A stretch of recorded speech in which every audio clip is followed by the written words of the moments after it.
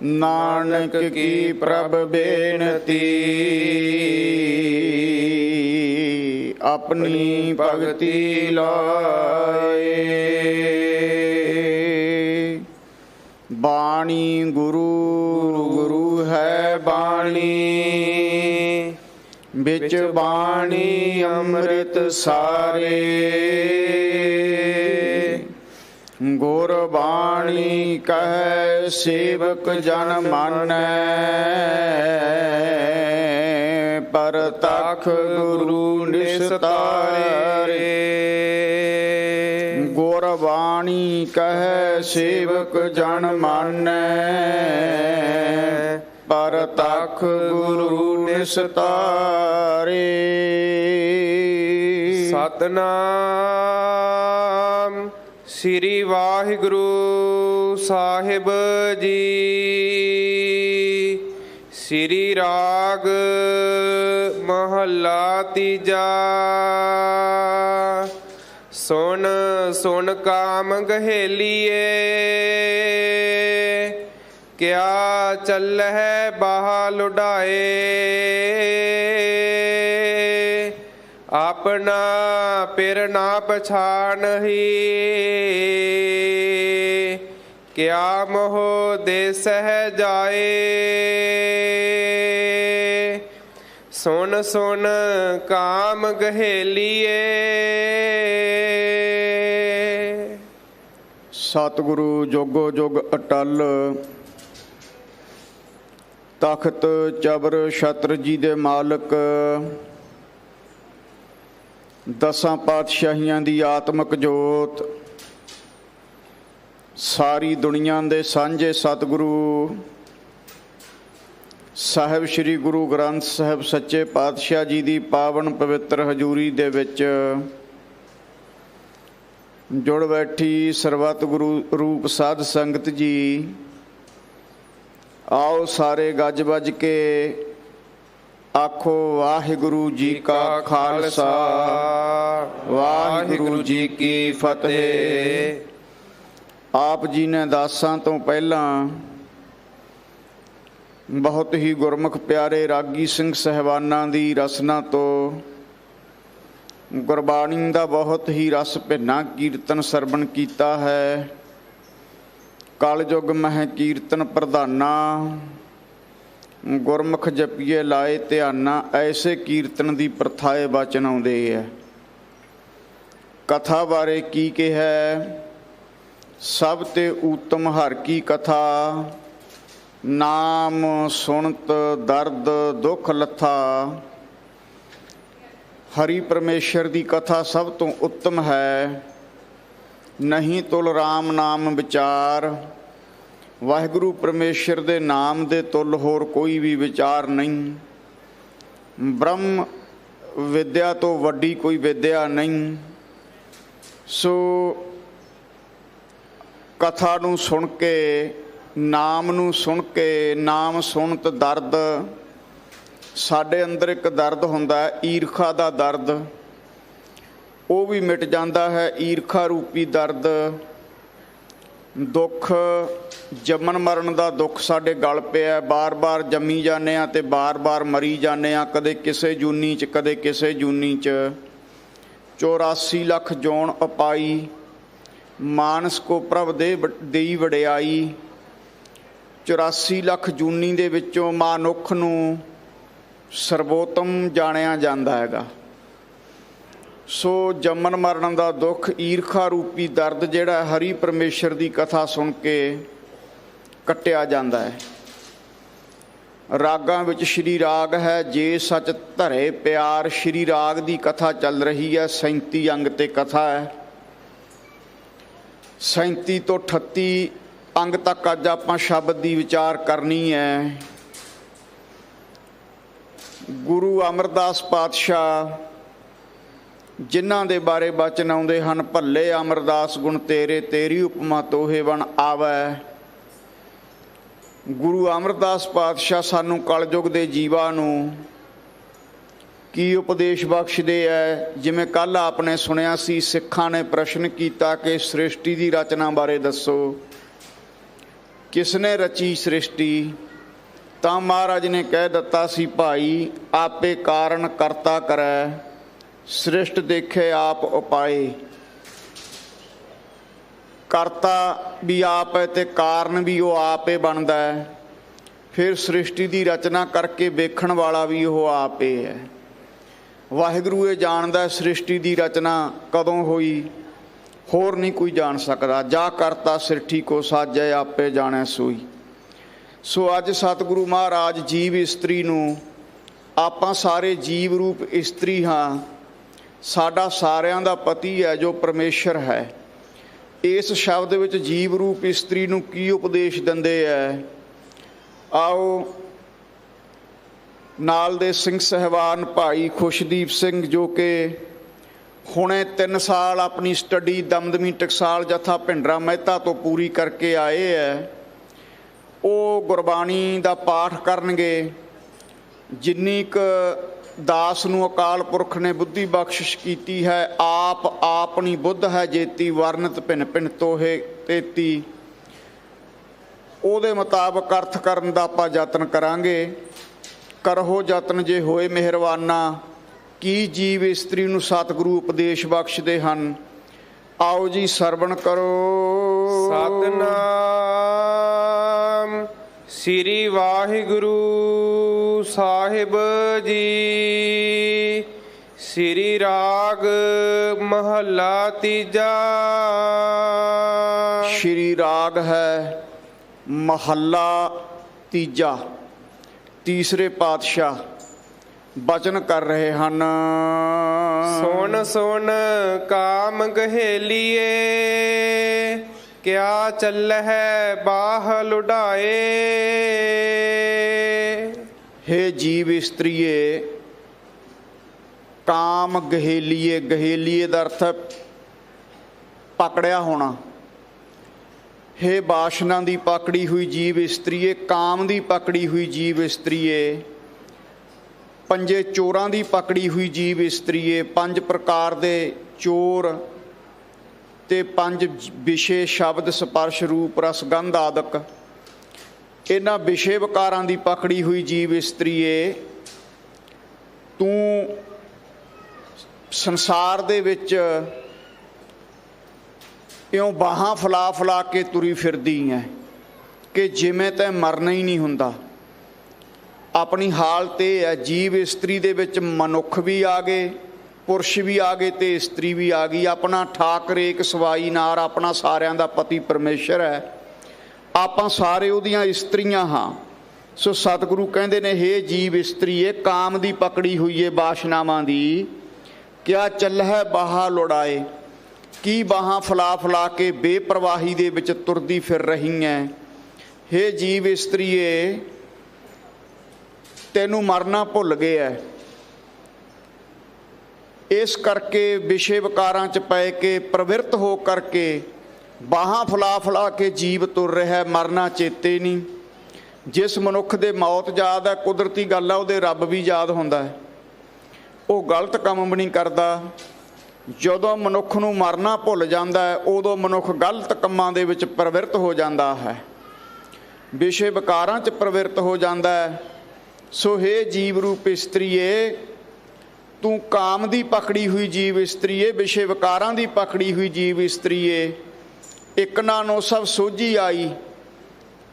ਕਈ ਜੀਵ ਇਸਤਰੀਆਂ ਨੂੰ ਗੁਰੂ ਦੀ ਕਿਰਪਾ ਨਾਲ ਸੋਝੀ ਆ ਜਾਂਦੀ ਹੈ, ਉਹ ਪਤੀ ਦੀ ਪ੍ਰਾਪਤੀ ਰੂਪ ਸੇਜਾ ਦਾ ਆਨੰਦ ਪ੍ਰਾਪਤ ਕਰਦੀਆਂ ਹਨ। ਤੇ ਜਿਨ੍ਹਾਂ ਨੂੰ ਸੋਝੀ ਨਹੀਂ ਆਉਂਦੀ, ਇੱਕ ਫਿਰਦੇ ਬੇਪਰਵਾਹ, ਉਹ ਬੇਪਰਵਾਹ ਤੁਰੇ ਫਿਰਦੇ ਰਹਿੰਦੇ ਹੈ। ਉਹ ਕਹਿੰਦੇ ਆ ਵੀ ਖਾਓ ਪੀਓ ਐਸ਼ ਕਰੋ, ਇੱਕ ਦਿਨ ਮਰ ਜਾਣਾ। ਇਹ ਕਹਾਵਤ ਹੈ, ਬੜਿਆਂ ਤੋਂ ਸੁਣਿਆ, ਕਹਿੰਦੇ ਖਾਓ ਪੀਓ ਐਸ਼ ਕਰੋ, ਇੱਕ ਦਿਨ ਮਰੇ ਜਾਣਾ। ਤੇ ਮਰਨਾ ਤਾਂ ਫਿਰ ਸਾਧ ਸੰਗਤ ਜੀ ਖਾਂਦੇ ਪੀਂਦੇ ਸੌਂਦੇ ਤਾਂ ਪਸ਼ੂ ਵੀ ਨੇ।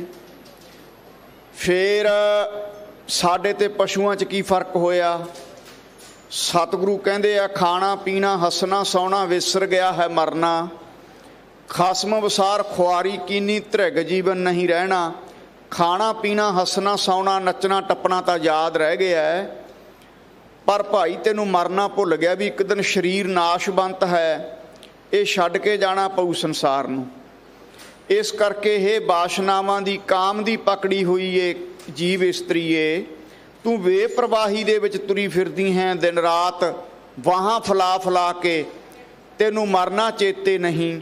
ਇਹ ਸਤਿਗੁਰੂ ਮਹਾਰਾਜ ਜਿਹੜੇ ਬੇਪਰਵਾਹ ਹੋ ਕੇ ਤੁਰੇ ਫਿਰਦੇ ਨੇ, ਨਾ ਗੁਰਦੁਆਰੇ ਆਉਣਾ ਨਾ ਸਤਸੰਗ ਕਰਨਾ, ਇਹ ਪੰਗਤੀ ਉਹਨਾਂ ਲਈ ਸਤਿਗੁਰੂ ਮਹਾਰਾਜ ਉਸ ਲੋਕਾਂ ਨੂੰ ਉਹਨਾਂ ਨੂੰ ਉਪਦੇਸ਼ ਦੇ ਰਹੇ ਹਨ।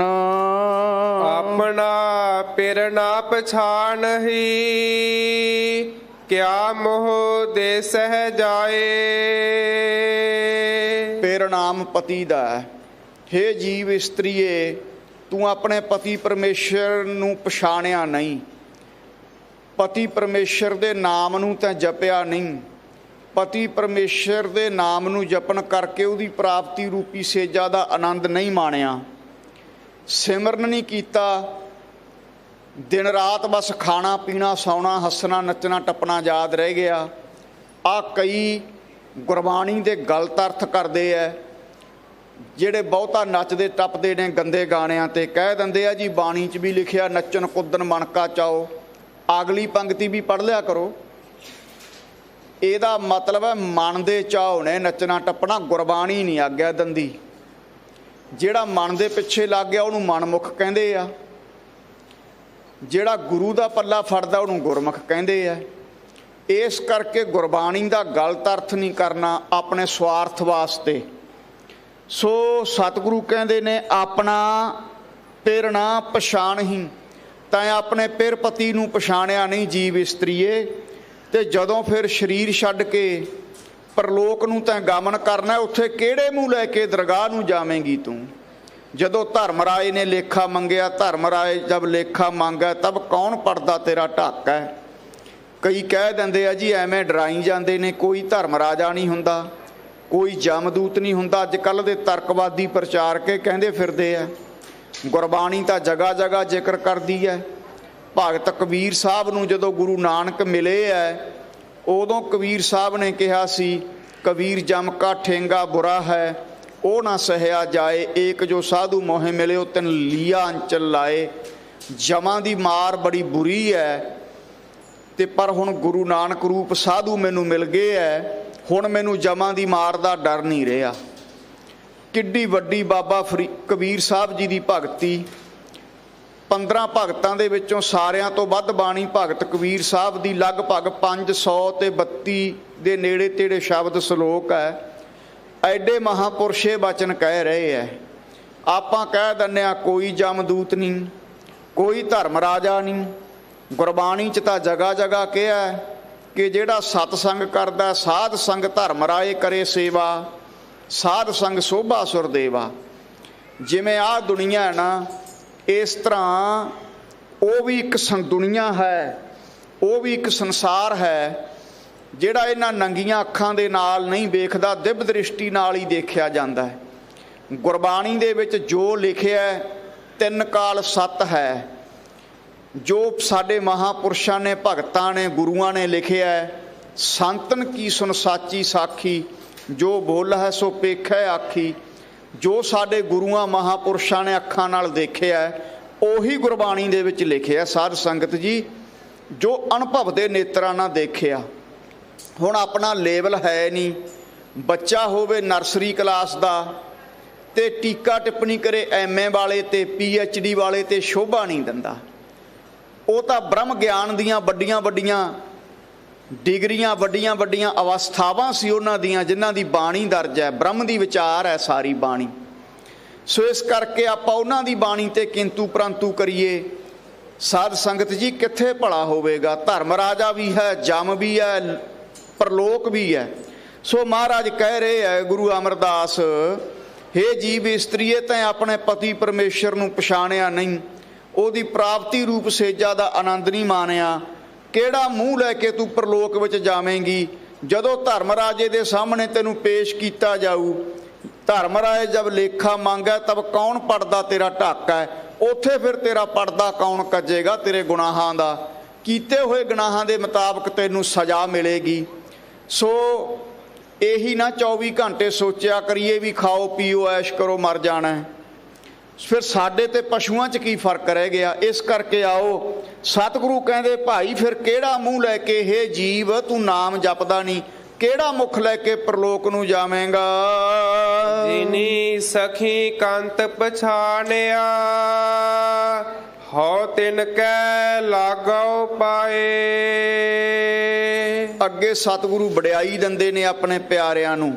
ਜਿੰਨੀ ਸਖੀ, ਜਿਨ੍ਹਾਂ ਸੰਤ ਰੂਪ ਸਖੀਆਂ ਨੇ, ਜਿਨ੍ਹਾਂ ਮਹਾਤਮਾ ਨੇ ਉਸ ਪ੍ਰਭੂ ਨੂੰ ਪਛਾਣ ਲਿਆ, ਪ੍ਰਭੂ ਨੂੰ ਪ੍ਰਾਪਤ ਕਰ ਲਿਆ। ਮਹਾਰਾਜ ਆਪਣੇ ਪਿਆਰਿਆਂ ਨੂੰ ਵਡਿਆਈ ਦਿੰਦੇ ਕਹਿੰਦੇ ਐ, ਕਹਿੰਦੇ ਮੇਰਾ ਮਨ ਕਰਦਾ ਮੈਂ ਉਹਨਾਂ ਦੇ ਪੈਰ ਪਕੜ ਲਵਾਂ, ਉਹਨਾਂ ਦੇ ਪੈਰੀ ਪੈ ਜਾਵਾਂ। ਜਿਵੇਂ ਇਹ ਉੱਤਮ ਵਕਤੇ ਦੀ ਨਿਸ਼ਾਨੀ ਹੁੰਦੀ ਹੈ। ਸਾਧ ਸੰਗਤ ਜੀ, ਜਿਵੇਂ ਸੁਖਮਣੀ ਸਾਹਿਬ ਦੇ ਵਿੱਚ ਸਤਿਗੁਰੂ ਮਹਾਰਾਜ ਕਹਿੰਦੇ ਆ, ਗੁਰੂ ਅਰਜਨ ਸਾਹਿਬ ਪੰਜਵੇਂ ਜਾਮੇ 'ਚ ਜੋਤ ਤਾਂ ਇੱਕੋ ਹੀ ਸੀ ਨਾ, ਲਹਿਣੇ ਦੀ ਫੈਰਾਈ ਹੈ ਨਾਨਕਾ ਦੋਹੀ ਖੱਟੀ ਹੈ, ਜੋ ਤੂੰ ਹਾਂ ਜੁਗਤ ਸਾਏ ਸਹਿਕ ਆਇਆ ਫਿਰ ਪਲਟੀ ਹੈ। ਸਿਧਾਂਤ ਤਾਂ ਇੱਕੋ ਹੀ ਹੈ ਨਾ ਬਾਣੀ ਦਾ। ਪੰਜਵੇਂ ਜਾਮੇ 'ਚ ਕਹਿ ਦਿੱਤਾ ਸੁਖਮਣੀ ਸਾਹਿਬ ਦੇ ਵਿੱਚ, ਰੋਜ਼ਾਨਾ ਆਪ ਜੀ ਪੜ੍ਹਦੇ ਹੋ, ਕਾਂਖੀ ਇੱਕ ਹੈ ਦਰਸ ਤਿਹਾਰੋ ਨਾਨਕ ਗੁਣ ਸੰਗ ਮੋਹੇ ਆਧਾਰੋ। ਕਾਂਖੀ ਤੋਂ ਭਾਵ ਇੱਛਾ। ਹੇ ਵਾਹਿਗੁਰੂ, ਜਿਨ੍ਹਾਂ ਦੇ ਮਨ ਵਿੱਚ ਤੇਰੇ ਦਰਸ਼ਨਾਂ ਦੀ ਇੱਛਾ ਹੈ, ਕਿਰਪਾ ਕਰਕੇ ਉਹਨਾਂ ਦੇ ਨਾਲ ਮੇਰਾ ਵੀ ਆਧਾਰ ਕਰ ਦੇ। ਸਤਿਗੁਰੂ ਤਾਂ ਆਪ ਤਾਰਨਹਾਰੇ ਹਨ, ਖੁਦ ਨਿਰੰਕਾਰ ਸਰੂਪ ਹਨ, ਪਰ ਇਹ ਨਿਮਰਤਾ ਹੈ ਸਤਿਗੁਰੂ ਪਾਤਸ਼ਾਹ ਦੀ। ਅੱਜ ਦੇ ਪਖੰਡੀ ਤੇ ਦੇਹਧਾਰੀ ਗੁਰੂ ਆਪਣੇ ਆਪ ਨੂੰ ਰੱਬ ਖਵਾਉਂਦੇ ਐ, ਤੇ ਸਤਿਗੁਰੂ ਮਹਾਰਾਜ ਕਹਿ ਰਹੇ ਆ ਮੇਰਾ ਉਹਨਾਂ ਦੇ ਸੰਗ ਉਧਾਰ ਕਰਦੇ। ਫਿਰ 10ਵੇਂ ਜਾਮੇ ਦੇ ਵਿੱਚ ਜਾ ਕੇ ਸ਼੍ਰੀ 10ਵੇਂ ਗ੍ਰੰਥ ਦੇ ਵਿੱਚ ਕਹਿ ਦਿੱਤਾ, ਜੋ ਹਮਕੋ ਪਰਮੇਸ਼ਰ ਉਚਰਾ ਹੈ ਤੇ ਸਭ ਨਰਕ ਕੁੰਡ ਮੈਂ ਪਰ ਹੈ। ਇਹ ਨਹੀਂ ਵੀ ਜਿਹੜਾ ਕਲਗੀਧਰ ਨੂੰ ਪਰਮੇਸ਼ਰ ਕਹੂ ਨਰਕਾਂ 'ਚ ਪਊਗਾ, ਨਹੀਂ, ਇਹ ਸਤਿਗੁਰਾਂ ਦੀ ਨਿਮਰਤਾ ਹੈ। ਇਹਦਾ ਇਹ ਵੀ ਅਰਥ ਹੈ ਜੋ ਹਮਕੋ ਪਰਮੇਸ਼ਰ ਉਚਰਾ, ਜਿਹੜਾ ਆਪਣੇ ਆਪ ਨੂੰ ਰੱਬ ਅਖਵਾਵੇਗਾ ਉਹ ਨਰਕ ਦੇ ਕੁੰਡ ਵਿੱਚ ਪਵੇਗਾ। ਸਾਧ ਸੰਗਤ ਜੀ, ਅੱਜ ਇੱਥੇ ਰੱਬ ਅਖਵਾਉਣ ਵਾਲਿਆਂ ਦਾ ਕੋਈ ਘਾਟਾ ਨਹੀਂ। ਇੱਟ ਚੁੱਕੀ ਤੇ ਸਾਧ ਸੰਗਤ ਨਕਲੀ ਰੱਬ ਨਿਕਲਦਾ। ਜਗ੍ਹਾ ਜਗ੍ਹਾ ਦੇਹਧਾਰੀ ਪਖੰਡੀ ਲੋਕ ਬਹਿ ਗਏ ਆ ਗੱਦੀਆਂ ਲਾ ਕੇ। ਕੋਈ ਗੁਰਬਾਣੀ ਦੀ ਗੱਲ ਨਹੀਂ, ਪਰ ਇਹ ਪਖੰਡ ਥੋੜ੍ਹੇ ਸਮੇਂ ਲਈ ਉਹ ਚੱਲਦਾ ਹੁੰਦਾ। ਸੋ ਮਹਾਰਾਜ ਕਹਿੰਦੇ ਜਿੰਨੀ ਸਖੀ ਕੰਤ ਪਛਾਣਿਆ, ਜਿਨ੍ਹਾਂ ਸੰਤ ਰੂਪੀ ਸਖੀਆਂ ਨੇ, ਮਹਾਤਮਾ ਰੂਪੀ ਸਖੀਆਂ ਨੇ, ਬਾਬਾ ਸੁੰਦਰ ਸਿੰਘ ਖਾਲਸਾ ਭਿੰਡਰਾਂ ਵਾਲੇ, ਬਾਬਾ ਜਰਨੈਲ ਸਿੰਘ ਖਾਲਸਾ ਭਿੰਡਰਾਂ ਵਾਲੇ, ਐਸੇ ਜਿਹੜੇ ਸੰਤ ਹਨ ਜਿਨ੍ਹਾਂ ਨੇ ਪਰਮੇਸ਼ਰ ਨੂੰ ਪਾਲਿਆ ਹੈ, ਹੋਂ ਤਿਨ ਕੈ ਲਾਗੋ ਪਾਏ, ਉਹਨਾਂ ਦੇ ਮੇਰਾ ਮਨ ਕਰਦਾ ਪੈਰੀ ਪੈ ਜਾਵਾਂ। 8ਵੀਂ ਅਸ਼ਟਪਦੀ ਸੁਖਮਣੀ ਸਾਹਿਬ ਦੀ ਹੈ। ਉਹਦੇ ਵਿੱਚ ਮਹਾਰਾਜ ਨੇ ਕਿਹਾ ਬ੍ਰਹਮ ਗਿਆਨੀ ਕੋ ਖੋਜੈ ਮਹੇਸ਼ਰ। ਮਹੇਸ਼ਰ ਨਾਮ ਸ਼ਿਵ ਜੀ ਦਾ ਹੈ। ਦੂਜਾ ਇਹਦਾ ਅਰਥ ਇਹ ਵੀ ਆਪਾਂ ਕਰਾਂਗੇ ਮਹੀ ਈਸ਼ਰ। ਮਹੀ ਨਾਮ ਧਰਤੀ ਦਾ, ਈਸ਼ਰ ਨਾਮ ਰਾਜੇ। ਧਰਤੀ ਦੇ ਰਾਜੇ ਤੇ ਸ਼ਿਵਜੀ ਵਰਗੇ ਦੇਵਤੇ ਵੀ ਬ੍ਰਹਮ ਗਿਆਨੀਆਂ ਨੂੰ ਮੱਥਾ ਟੇਕਦੇ ਆ, ਬ੍ਰਹਮ ਗਿਆਨੀਆਂ ਨੂੰ ਲੱਭਦੇ ਫਿਰਦੇ ਹਨ। ਸੋ ਜਿਨ੍ਹਾਂ ਸੰਤ ਰੂਪੀ ਸਖੀਆਂ ਨੇ, ਮਹਾਤਮਾ ਰੂਪੀ ਸਖੀਆਂ ਨੇ ਵਾਹਿਗੁਰੂ ਪਰਮੇਸ਼ਰ ਨੂੰ ਪਛਾਣ ਲਿਆ, ਹੋ ਤਿਨ ਕੇ ਲਾਗੋ ਪਾਏ, ਸਾਡਾ ਮਨ ਕਰਦਾ ਉਹਨਾਂ ਦੇ ਚਰਨੀ ਪੈ ਜਾਈਏ। ਐਡੀ ਨਿਮਰਤਾ ਸਤਿਗੁਰੂ ਨਿਮਰਤਾ ਦੇ ਵਿੱਚ ਆ ਕੇ ਗੁਰੂ ਗਰੀਬ ਨਵਾਜ ਬਚਨ ਕਰ ਰਹੇ ਹਨ। ਤਿਨਹੀ ਜੈਸੀ ਥੀ ਰਹਾ ਸਤ ਸੰਗਤ ਮੇਲ ਮਿਲਾਏ। ਤਿਨਹੀ ਜੈਸੀ ਥੀ ਰਹਾ, ਤਿਨਹੀ ਜੈਸੀ, ਜਿੱਦਾਂ ਦੇ ਉਹ ਹੈਗੇ ਐ ਰੱਬ ਦੇ ਪਿਆਰੇ, ਤਿਨਹੀ ਜੈਸੀ ਥੀ ਰਹਾ, ਉਹਨਾਂ ਦੀ ਸੰਗਤ ਕਰਾਂ, ਉਹਨਾਂ ਦੇ ਪਾਸ ਬੈਠਾਂ। ਸਤ ਸੰਗਤ ਮੇਲ ਮਿਲਾਏ। ਇੱਕ ਹੁੰਦੀ ਹੈ ਸੰਗਤ, ਸੰਗਤ ਹੁੰਦੀ ਹੈ ਜਿੱਥੇ ਸਾਧ ਸੰਗਤ ਜੀ ਦੋ ਜਾਣੇ ਮਿਲ ਕੇ ਬੈਠ ਗਏ। ਸੰਗਤ ਬੁਰੀ ਸੰਗਤ ਵੀ ਹੋ ਸਕਦੀ ਹੈ, ਚੰਗੀ ਵੀ। ਅਵੋਇਡ ਦਾ ਬੈਡ ਕੰਪਨੀ, ਹਮੇਸ਼ਾ ਬੁਰੀ ਸੰਗਤ ਤੋਂ ਬਚਣਾ ਚਾਹੀਦਾ। ਸੋ ਇਸ ਕਰਕੇ ਇੱਕ ਹੁੰਦੀ ਆ ਸਾਧ ਸੰਗਤ। ਸਾਧ ਸੰਗਤ ਕਹਿੰਦੇ ਨੇ ਭਲੇ ਪੁਰਸ਼ਾਂ ਦੀ ਸੰਗਤ ਨੂੰ। ਇੱਕ ਹੁੰਦੀ ਆ ਸਤ ਸੰਗਤ। ਇੱਥੇ ਮਹਾਰਾਜ ਨੇ ਸਤ ਸੰਗਤ ਦੀ ਗੱਲ ਕਰੀ ਹੈ। ਸਤ ਸੰਗਤ ਤੋਂ ਭਾਵ ਜਿੱਥੇ ਸਤ ਵਸਤੂ ਦੀ ਵਿਚਾਰ ਹੋਵੇ, ਜਿੱਥੇ ਇਹ ਦੱਸਿਆ ਜਾਵੇ ਕਿ ਆਤਮਾ ਦੀ ਸਾਖਿਅਤਾ, ਆਪਣੇ ਸਰੂਪ ਦੀ ਸਾਖਿਅਤਾ ਕਿਵੇਂ ਹੁੰਦੀ ਹੈ। ਤਿਨਹੀ ਜੈਸੀ ਤਿਨ ਹੀ ਜੈਸੀ ਥੀ ਰਹਾ।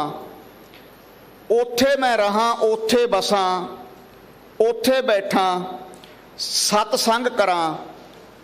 ਕਿਉਂਕਿ ਸਤਸੰਗ ਕਰਨੇ ਕਰਕੇ ਉਸ ਵਾਹਿਗੁਰੂ ਪਰਮੇਸ਼ਰ ਦਾ ਜਿਹੜਾ ਨਾ ਮਿਲਾਪ ਹੋਵੇਗਾ ਤੇ ਜਿਹੜੀ ਸੱਚਖੰਡ ਰੂਪ ਜਗ੍ਹਾ ਹੈ ਤੇ ਉੱਥੇ ਫਿਰ ਸਦੀਵੀ ਕਾਲ ਵਾਸਤੇ ਸਦਾ ਵਾਸਤੇ ਨਿਵਾਸ ਹੋ ਜਾਵੇਗਾ। ਇਸ ਕਰਕੇ ਭਾਈ ਸਤ ਸੰਗਤ ਜ਼ਰੂਰੀ ਹੈ, ਜਿੱਥੇ ਸਤ ਵਸਤੂ ਦੀ ਵਿਚਾਰ ਹੁੰਦੀ ਹੈ। ਇਹ ਗੁਰੂ ਗਰੀਬ ਨਵਾਜ ਸਾਨੂੰ ਕਲਯੁਗ ਦੇ ਜੀਵਾਂ ਨੂੰ ਉਪਦੇਸ਼ ਦੇ ਰਹੇ ਹਨ। ਮੁੰਦੇ ਕੂੜ ਮੁਠੀ ਕੁੜਿਆਰ। ਮੁੰਦੇ ਦਾ ਅਰਥ ਹੈ ਜੀਵ ਇਸਤਰੀ। ਹੇ ਜੀਵ ਰੂਪ ਇਸਤਰੀਏ। ਕੁੜਿਆਰ ਦਾ ਮਤਲਬ ਹੈ ਝੂਠ। ਹੇ ਕੁੜਿਆਰ, ਝੂਠ ਦੇ ਵਿੱਚ ਫਸੀ ਹੋਈ ਜੀਵ ਇਸਤਰੀਏ। ਕੂੜੇ ਪਦਾਰਥਾਂ ਦੇ ਵਿੱਚ, ਝੂਠੇ ਪਦਾਰਥਾਂ ਦੇ ਮੋਹ ਵਿੱਚ ਫਸੀ ਹੋਈ ਜੀਵ ਇਸਤਰੀਏ। ਕੂੜ ਮੁੱਠੀ, ਮੁੱਠੀ ਦਾ ਅਰਥ ਹੈ ਠੱਗੀ। ਹੇ ਝੂਠ ਦੇ ਵਿੱਚ ਫਸੀ ਹੋਈ ਜੀਵ ਇਸਤਰੀਏ, ਕੂੜ ਮੁੱਠੀ, ਤੈਨੂੰ ਸੰਸਾਰ ਦੇ ਨਾਸ਼ਵੰਤ ਪਦਾਰਥਾਂ ਨੇ ਠੱਗ ਲਿਆ, ਕਿਉਂਕਿ ਤੂੰ ਸਿਮਰਨ ਤਾਂ ਕਰਦੀ ਨਹੀਂ। ਇਸ ਕਰਕੇ ਹੇ ਜੀਵ ਇਸਤਰੀਏ, ਤੈਨੂੰ ਸੰਸਾਰ ਦੇ ਝੂਠੇ ਪਦਾਰਥਾਂ ਨੇ ਠੱਗ ਲਿਆ ਹੈ। ਕਿਉਂ? ਕਿਉਂਕਿ ਤੂੰ ਕੂੜ ਦੇ ਵਿੱਚ ਫਸੀ ਹੈ। ਤੇਰੀ ਸੁਰਤ ਕੂੜ 'ਚ ਲੱਗਣ ਕਰਕੇ ਤੇ ਤੈਨੂੰ ਸੰਸਾਰ ਦੇ ਝੂਠੇ ਪਦਾਰਥਾਂ ਨੇ ਠੱਗ ਲਿਆ ਹੈ। ਤੇਰ ਪ੍ਰਭ ਸਾਚਾ ਸੋਹਣਾ, ਪਾਈਐ ਗੁਰ ਵਿਚਾਰ। ਫਿਰ ਨਾਮ ਪਤੀ ਦਾ ਹੈ, ਜਿਹੜਾ ਪਤੀ ਪਰਮੇਸ਼ਵਰ ਹੈ, ਪ੍ਰਭੂ ਹੈ ਜਿਹੜਾ ਸਾਚਾ ਸੋਹਣਾ, ਉਹਦਾ ਨਾਮ ਸੱਚਾ ਹੈ ਤੇ ਜਿਹੜਾ ਉਹਦੇ ਨਾਮ ਨੂੰ ਜਪਦਾ ਸ਼ੋਭਨੀਕ ਹੋ ਜਾਂਦਾ, ਸੋਹਣਾ ਲੱਗਦਾ ਹੈ, ਲੋਕ ਪਰਲੋਕ ਵਿੱਚ ਸ਼ੋਭਨੀਕ ਹੋ ਜਾਂਦਾ ਹੈ। ਪਾਈਐ ਗੁਰ ਵਿਚਾਰ, ਜਿਹੜਾ ਪਿਰ ਪ੍ਰਭੂ ਦਾ ਨਾਮ ਹੈ, ਪਤੀ ਪਰਮੇਸ਼ਵਰ ਦਾ ਨਾਮ ਹੈ। ਹੇ ਜੀਵ ਰੂਪ ਇਸਤਰੀਏ, ਜਿਹੜਾ ਸੱਚਾ ਹੈ ਤੇ ਸੋਹਣਾ, ਜਿਹਨੂੰ ਜਪ ਕੇ ਮਨੁੱਖ ਸ਼ੋਭਨੀਕ ਹੋ ਜਾਂਦਾ ਲੋਕ ਪਰਲੋਕ ਵਿੱਚ। ਪਾਈਐ ਗੁਰ ਵਿਚਾਰ, ਉਹ ਗੁਰਾਂ ਦੇ ਸ਼ਬਦ ਦੀ ਵਿਚਾਰ ਦੁਆਰਾ ਪ੍ਰਾਪਤ ਹੁੰਦਾ ਹੈ। ਨਾਮ ਗੁਰੂ ਦੀ ਕਿਰਪਾ ਨਾਲ ਪ੍ਰਾਪਤ ਹੁੰਦਾ ਹੈ ਤਾਂ ਅੰਦਰੇ ਨਾਮ। ਨੌ ਨਿਧ ਅੰਮ੍ਰਿਤ ਪ੍ਰਭ ਕਾ ਨਾਮ, ਦੇਹੀ ਮੈਂ ਇਸਕਾ ਵਿਸ਼ਰਾਮ। ਜਿਵੇਂ ਪਾਣੀ ਧਰਤੀ ਦੇ ਥੱਲੇ ਹੈ, ਪਰ ਜਦੋਂ ਨਲਕਾ ਲਾਉਣੇ ਆ ਉੱਪਰੋਂ ਪਾਉਣਾ ਪੈਂਦਾ ਹੈ। ਇਸੇ ਤਰ੍ਹਾਂ ਭਾਈ ਹੁਣ ਸਤਿਗੁਰਾਂ ਨੇ ਜੁਗਤੀ ਦਿੱਤੀ ਹੈ, ਅੱਜ ਅੰਮ੍ਰਿਤ ਸੰਚਾਰ ਹੋਣਾ। ਨਾਮ ਸਾਡੇ ਅੰਦਰੇ ਹੈ, ਜਿਹਨੂੰ ਅਸੀਂ ਜਪ ਕੇ ਸ਼ੋਭਨੀਕ ਹੋਣਾ।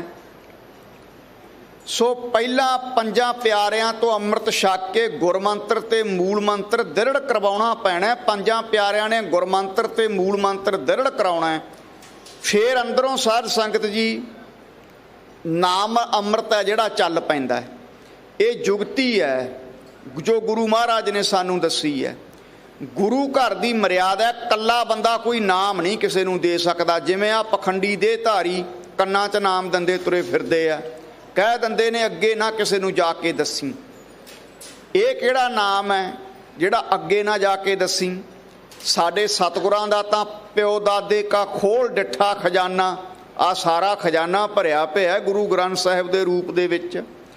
ਸਰਬ ਸਾਂਝੀ ਗੁਰਬਾਣੀ ਹੈ। ਖੱਤਰੀ ਬ੍ਰਾਹਮਣ ਸ਼ੂਦ ਵੈਸ਼ ਉਪਦੇਸ਼ ਚੌਹਾਂ ਵਰਨਾ ਕੋ ਸਾਂਝਾ। ਸੋ ਇਸ ਕਰਕੇ ਪਿਰ ਪ੍ਰਭ ਸਾਚਾ ਸੋਹਣਾ, ਜਿਹੜਾ ਪਿਰ ਪਤੀ ਹੈ, ਪ੍ਰਭੂ ਹੈ, ਸਾਚਾ ਸੋਹਣਾ, ਉਹਦਾ ਨਾਮ ਸੱਚਾ ਹੈ ਤੇ ਜਿਹੜਾ ਉਹਨੂੰ ਜਪਦਾ ਸੋਹਣਾ ਸ਼ੋਭਨੀਕ ਹੋ ਜਾਂਦਾ। ਪਾਈਐ ਗੁਰ ਵਿਚਾਰ, ਤੇ ਪ੍ਰਾਪਤ ਕਿਵੇਂ ਹੁੰਦਾ? ਗੁਰ ਸ਼ਬਦ ਦੀ ਵਿਚਾਰ ਦੇ ਜਰੀਏ। ਰਹਾਓ ਦੇ ਕਈ ਅਰਥ ਨੇ। ਪਹਿਲਾ ਅਰਥ ਵਿਸ਼ਰਾਮ ਹੈ, ਦੂਜਾ ਅਰਥ ਇੱਥੇ ਪਰਮੇਸ਼ਰ ਰਹਿਣ ਵਾਲਾ, ਸੰਸਾਰ ਚਲਾਏਮਾਨ ਹੈ। ਤੀਜਾ ਇਹਦਾ ਅਰਥ ਹੈ ਨਾਭੀ। ਜਿਵੇਂ ਕੱਲ ਵੀ ਦੱਸਿਆ ਸੀ ਨਾ, ਸਰੀਰ ਦੀਆਂ ਨਾੜਾਂ ਦਾ ਕੰਟਰੋਲ ਸਾਡੀ ਨਾਭੀ 'ਚ ਹੁੰਦਾ, ਧੁੰਨੀ 'ਚ। ਇਸੇ ਤਰ੍ਹਾਂ ਸ਼ਬਦ ਦਾ ਕੇਂਦਰੀ ਭਾਵ ਰਹਾਉ ਦੀਆਂ ਪੰਕਤੀਆਂ ਵਿੱਚ ਹੁੰਦਾ ਹੈ। ਸੋ ਵਿਸ਼ਰਾਮ ਦੇ ਕੇ ਸਤਿਗੁਰੂ ਅੱਗੇ ਬਚਨ ਕਰ ਰਹੇ ਨੇ। ਮਨਮੁਖ ਕਾਂਤ ਨਾ ਪਛਾਣਈ, ਤਿਨ ਕਿਉ ਰਹਿਣ ਵਿਹਾਏ। ਜਿਹੜੇ ਮਨ ਦੇ ਪਿੱਛੇ ਚੱਲਣ ਵਾਲੇ ਮਨਮੁਖ ਨੇ ਨਾ, ਜਿਹੜੀ ਮਨਮੁਖ ਜੀਵ ਇਸਤਰੀ ਹੈ ਉਹ ਕਦੇ ਕੰਤ ਨਾ ਪਛਾਣੀ, ਉਹ ਆਪਣੇ ਕੰਤ ਤੋਂ ਭਾਵ ਪਤੀ ਪਰਮੇਸ਼ਰ ਦੀ ਪਛਾਣ ਨਹੀਂ ਕਰਦੀ। ਜਿਹੜੀ ਮਨਮੁਖ ਰੂਪ ਜੀਵ ਇਸਤਰੀ, ਉਹਦੀ ਜਿਹੜੀ ਰੈਣ ਹੈ ਰਾਤ, ਉਮਰਾ ਰੂਪੀ ਰਾਤ ਕਿਵੇਂ ਬਤੀਤ ਹੁੰਦੀ ਹੈ। ਬਹੁਤ ਔਖੀ ਸਾਧ ਸੰਗਤ ਜੀ। ਜਿਵੇਂ ਬਾਬਾ ਫਰੀਦ ਨੇ ਕਿਹਾ, ਅੱਜ ਨਾ ਸੁੱਤੀ ਕੰਤ ਸਿਓ ਮੇਰਾ ਅੰਗ ਮੁੜੇ ਮੁੜ ਜਾਏ। ਇਹਦਾ ਅੰਤਰੀਵ ਭਾਵ ਕੀ ਹੈ ਕਿ ਅੱਜ ਮੈਂ ਵਾਹਿਗੁਰੂ ਪਰਮੇਸ਼ਰ ਦਾ ਨਾਮ ਨਹੀਂ ਜਪਿਆ, ਅੱਜ ਮੈਨੂੰ ਬੇਚੈਨੀ ਮਹਿਸੂਸ ਹੋ ਰਹੀ ਹੈ। ਇਹ ਜਿਹੜੇ ਨਿਤਨੇਮੀ ਤੇ ਪ੍ਰੇਮੀ ਨੇ ਉਹਨਾਂ ਨੂੰ ਪਤਾ, ਜਦੋਂ ਨਿਤਨੇਮ ਜਿਹੜੇ ਰੋਜ਼ਾਨਾ ਬਾਣੀ ਪੜ੍ਹਦੇ ਆ ਨਾ, ਜੇ ਕਦੇ ਨਿਤਨੇਮ ਰਹਿ ਜਾਵੇ ਤਾਂ ਉਸ ਦਿਨ ਉਹਨਾਂ ਦਾ ਮਨ ਨਹੀਂ ਲੱਗਦਾ, ਬੇਚੈਨੀ ਮਹਿਸੂਸ ਕਰਦੇ ਆ। ਜਿਹੜੇ ਰੋਜ਼ਾਨਾ ਬਾਣੀ ਪੜ੍ਹਨ ਵਾਲੇ ਆ ਉਹਨਾਂ ਨੂੰ ਇਹ ਪਤਾ ਹੈ। ਜਿਸ ਲਾਗੈ ਪੀਰ ਪਰਮ ਕੀ ਸੋ ਜਾਣੈ ਜਰੀਆ, ਜਿਸ ਤਨ ਲਾਗੈ ਸੋਈ ਜਾਣੈ। ਜਿਹਨੂੰ ਲੱਗਿਆ ਪ੍ਰੇਮ ਉਹੀ ਜਾਣਦਾ ਗੁਰਬਾਣੀ ਦਾ ਪਿਆਰ ਕੀ ਆ। ਜਿਹੜੇ ਨਿਤਨੇਮੀ ਨੇ, ਜੇ ਕਿਤੇ ਕਾਰਨ, ਕਿਸੇ ਕਾਰਨ ਉਹਨਾਂ ਦਾ ਨਿਤਨੇਮ ਰਹਿ ਜਾਵੇ, ਲੇਟ ਹੋ ਜਾਵੇ ਥੋੜ੍ਹਾ ਜਿਹਾ ਸਮਾਂ, ਬੇਚੈਨੀ ਲੱਗ ਜਾਂਦੀ ਹੈ। ਪਰ ਜਿਹੜੀਆਂ ਜੀਵ ਇਸਤਰੀਆਂ ਆਪਣੇ ਕੰਤ ਨੂੰ ਸਾਰੀ ਉਮਰ ਨਹੀਂ ਪਛਾਣਦੀਆਂ, ਪਤੀ ਪਰਮੇਸ਼ਰ ਨੂੰ, ਉਹਨਾਂ ਦੀ ਫਿਰ ਉਮਰਾ ਰੂਪੀ ਰਾਤ ਕਿਵੇਂ ਬਤੀਤ ਹੁੰਦੀ ਹੈ। ਸੋ ਕਿਉਂ ਰੈਣ ਵਿਹਾਏ, ਉਮਰਾ ਰੂਪੀ ਰਾਤ ਉਹਨਾਂ ਦੀ ਕਿਵੇਂ ਬਤੀਤ ਹੁੰਦੀ ਹੈ। ਭਾਵ ਬਹੁਤ ਮੁਸ਼ਕਲ ਨਾਲ ਬਤੀਤ ਹੁੰਦੀ ਹੈ। ਹਰ ਸਮੇਂ ਪਰੇਸ਼ਾਨੀ ਦੇ ਵਿੱਚ ਹੀ, ਤ੍ਰਿਸ਼ਨਾ ਦੇ ਵਿੱਚ, ਕਾਮ ਦੇ ਵਿੱਚ, ਕ੍ਰੋਧ ਦੇ ਵਿੱਚ ਉਹ ਡੁੱਬੇ ਰਹਿੰਦੇ ਆ ਐਸੇ ਜੀਵ। ਅੱਗੇ ਫਿਰ ਮਹਾਰਾਜ ਕੀ ਬਚਨ ਕਰਦੇ ਹਨ, ਸਰਵਣ ਕਰੋ ਜੀ। ਗਰਭ ਅਟਿਆ ਤ੍ਰਿਸ਼ਨਾ ਜਲ ਹੈ, ਦੁਖ ਪਾਵਹਿ ਦੂਜੈ ਭਾਏ। ਗਰਭ ਅਟਿਆ, ਥੋੜਾ ਕਸ ਕੇ ਬੋਲਣਾ, ਅਟਿਆ ਸ਼ਬਦ ਹੈ ਜਿਹੜਾ। ਗਰਭ ਅਟਿਆ, ਅਟਿਆ ਤੋਂ ਭਾਵ ਜਿਹੜੇ ਗਰਸੇ ਹੋਏ ਨੇ, ਅਟਿਆ ਤੋਂ ਭਾਵ ਗਰਸਿਆ ਹੋਏ ਨੇ। ਜਿਹੜੇ ਹੰਕਾਰ ਵਿੱਚ ਜਿਹੜੀਆਂ ਜੀਵ ਇਸਤਰੀਆਂ ਗਰਸੀਆਂ ਨੇ, ਤ੍ਰਿਸ਼ਨਾ ਦੇ ਵਿੱਚ ਜਿਹੜੀਆਂ ਜੀਵ ਇਸਤਰੀਆਂ ਗਰਸੀਆਂ ਹੋਈਆਂ ਨੇ। ਗਰਭ ਅਟਿਆ ਤ੍ਰਿਸ਼ਨਾ ਜਲੈ। ਜਿਵੇਂ ਤੁਸੀਂ ਕੱਲ ਸੁਣਿਆ ਸੀ ਵੀ ਸਾਡੇ ਅੰਦਰ 4 ਅੱਗ ਦੀਆਂ ਨਦੀਆਂ ਨੇ, ਹੰਸ ਹੇਤ ਲੋਭ ਕੋਪ ਚਾਰੇ ਨਦੀਆਂ ਅੱਗ, ਪਵਹਿ ਦੱਜੈ ਨਾਨਕਾ ਤਰੀਐ ਕਰਮੀ ਲੱਗ। ਜਿਹੜੀਆਂ ਜੀਵ ਇਸਤਰੀਆਂ ਹੰਕਾਰ ਨੇ ਗਰਸੀਆਂ ਨੇ, ਉਹ ਤ੍ਰਿਸ਼ਨਾ ਦੇ ਵਿੱਚ ਪੈ ਕੇ ਦਿਨ ਰਾਤ ਭੱਠੀ ਦੇ ਦਾਣੇ ਵਾਂਗੂ ਭੁੱਜ ਰਹੀਆਂ ਨੇ। ਦੁੱਖ ਪਾਵੈ ਤੇ ਉਹਨਾਂ ਨੂੰ ਕਦੇ ਪੀਸ ਟੂ ਮਾਈਂਡ, ਮਨ ਦੀ ਸ਼ਾਂਤੀ ਨਹੀਂ ਮਿਲਦੀ। ਉਹ ਦੁੱਖ ਪਾਉਂਦੀਆਂ ਨੇ ਜੀਵ ਇਸਤਰੀਆਂ। ਕੌਣ ਦੁੱਖ ਪਾਉਂਦੀਆਂ ਨੇ? ਦੂਜੇ ਭਾਏ। ਜਿਨ੍ਹਾਂ ਜੀਵ ਇਸਤਰੀਆਂ ਦਾ ਪ੍ਰੇਮ ਆਪਣੇ ਪਤੀ ਪਰਮੇਸ਼ਰ ਨੂੰ ਛੱਡ ਕੇ, ਗੁਰਬਾਣੀ ਨੂੰ ਛੱਡ ਕੇ, ਦੂਜੇ ਭਾਏ ਹੋਰ ਦੂਜੀ ਜਗ੍ਹਾ ਲੱਗਿਆ ਹੋਇਆ। ਦੂਜੀ ਜਗ੍ਹਾ ਕਿਵੇਂ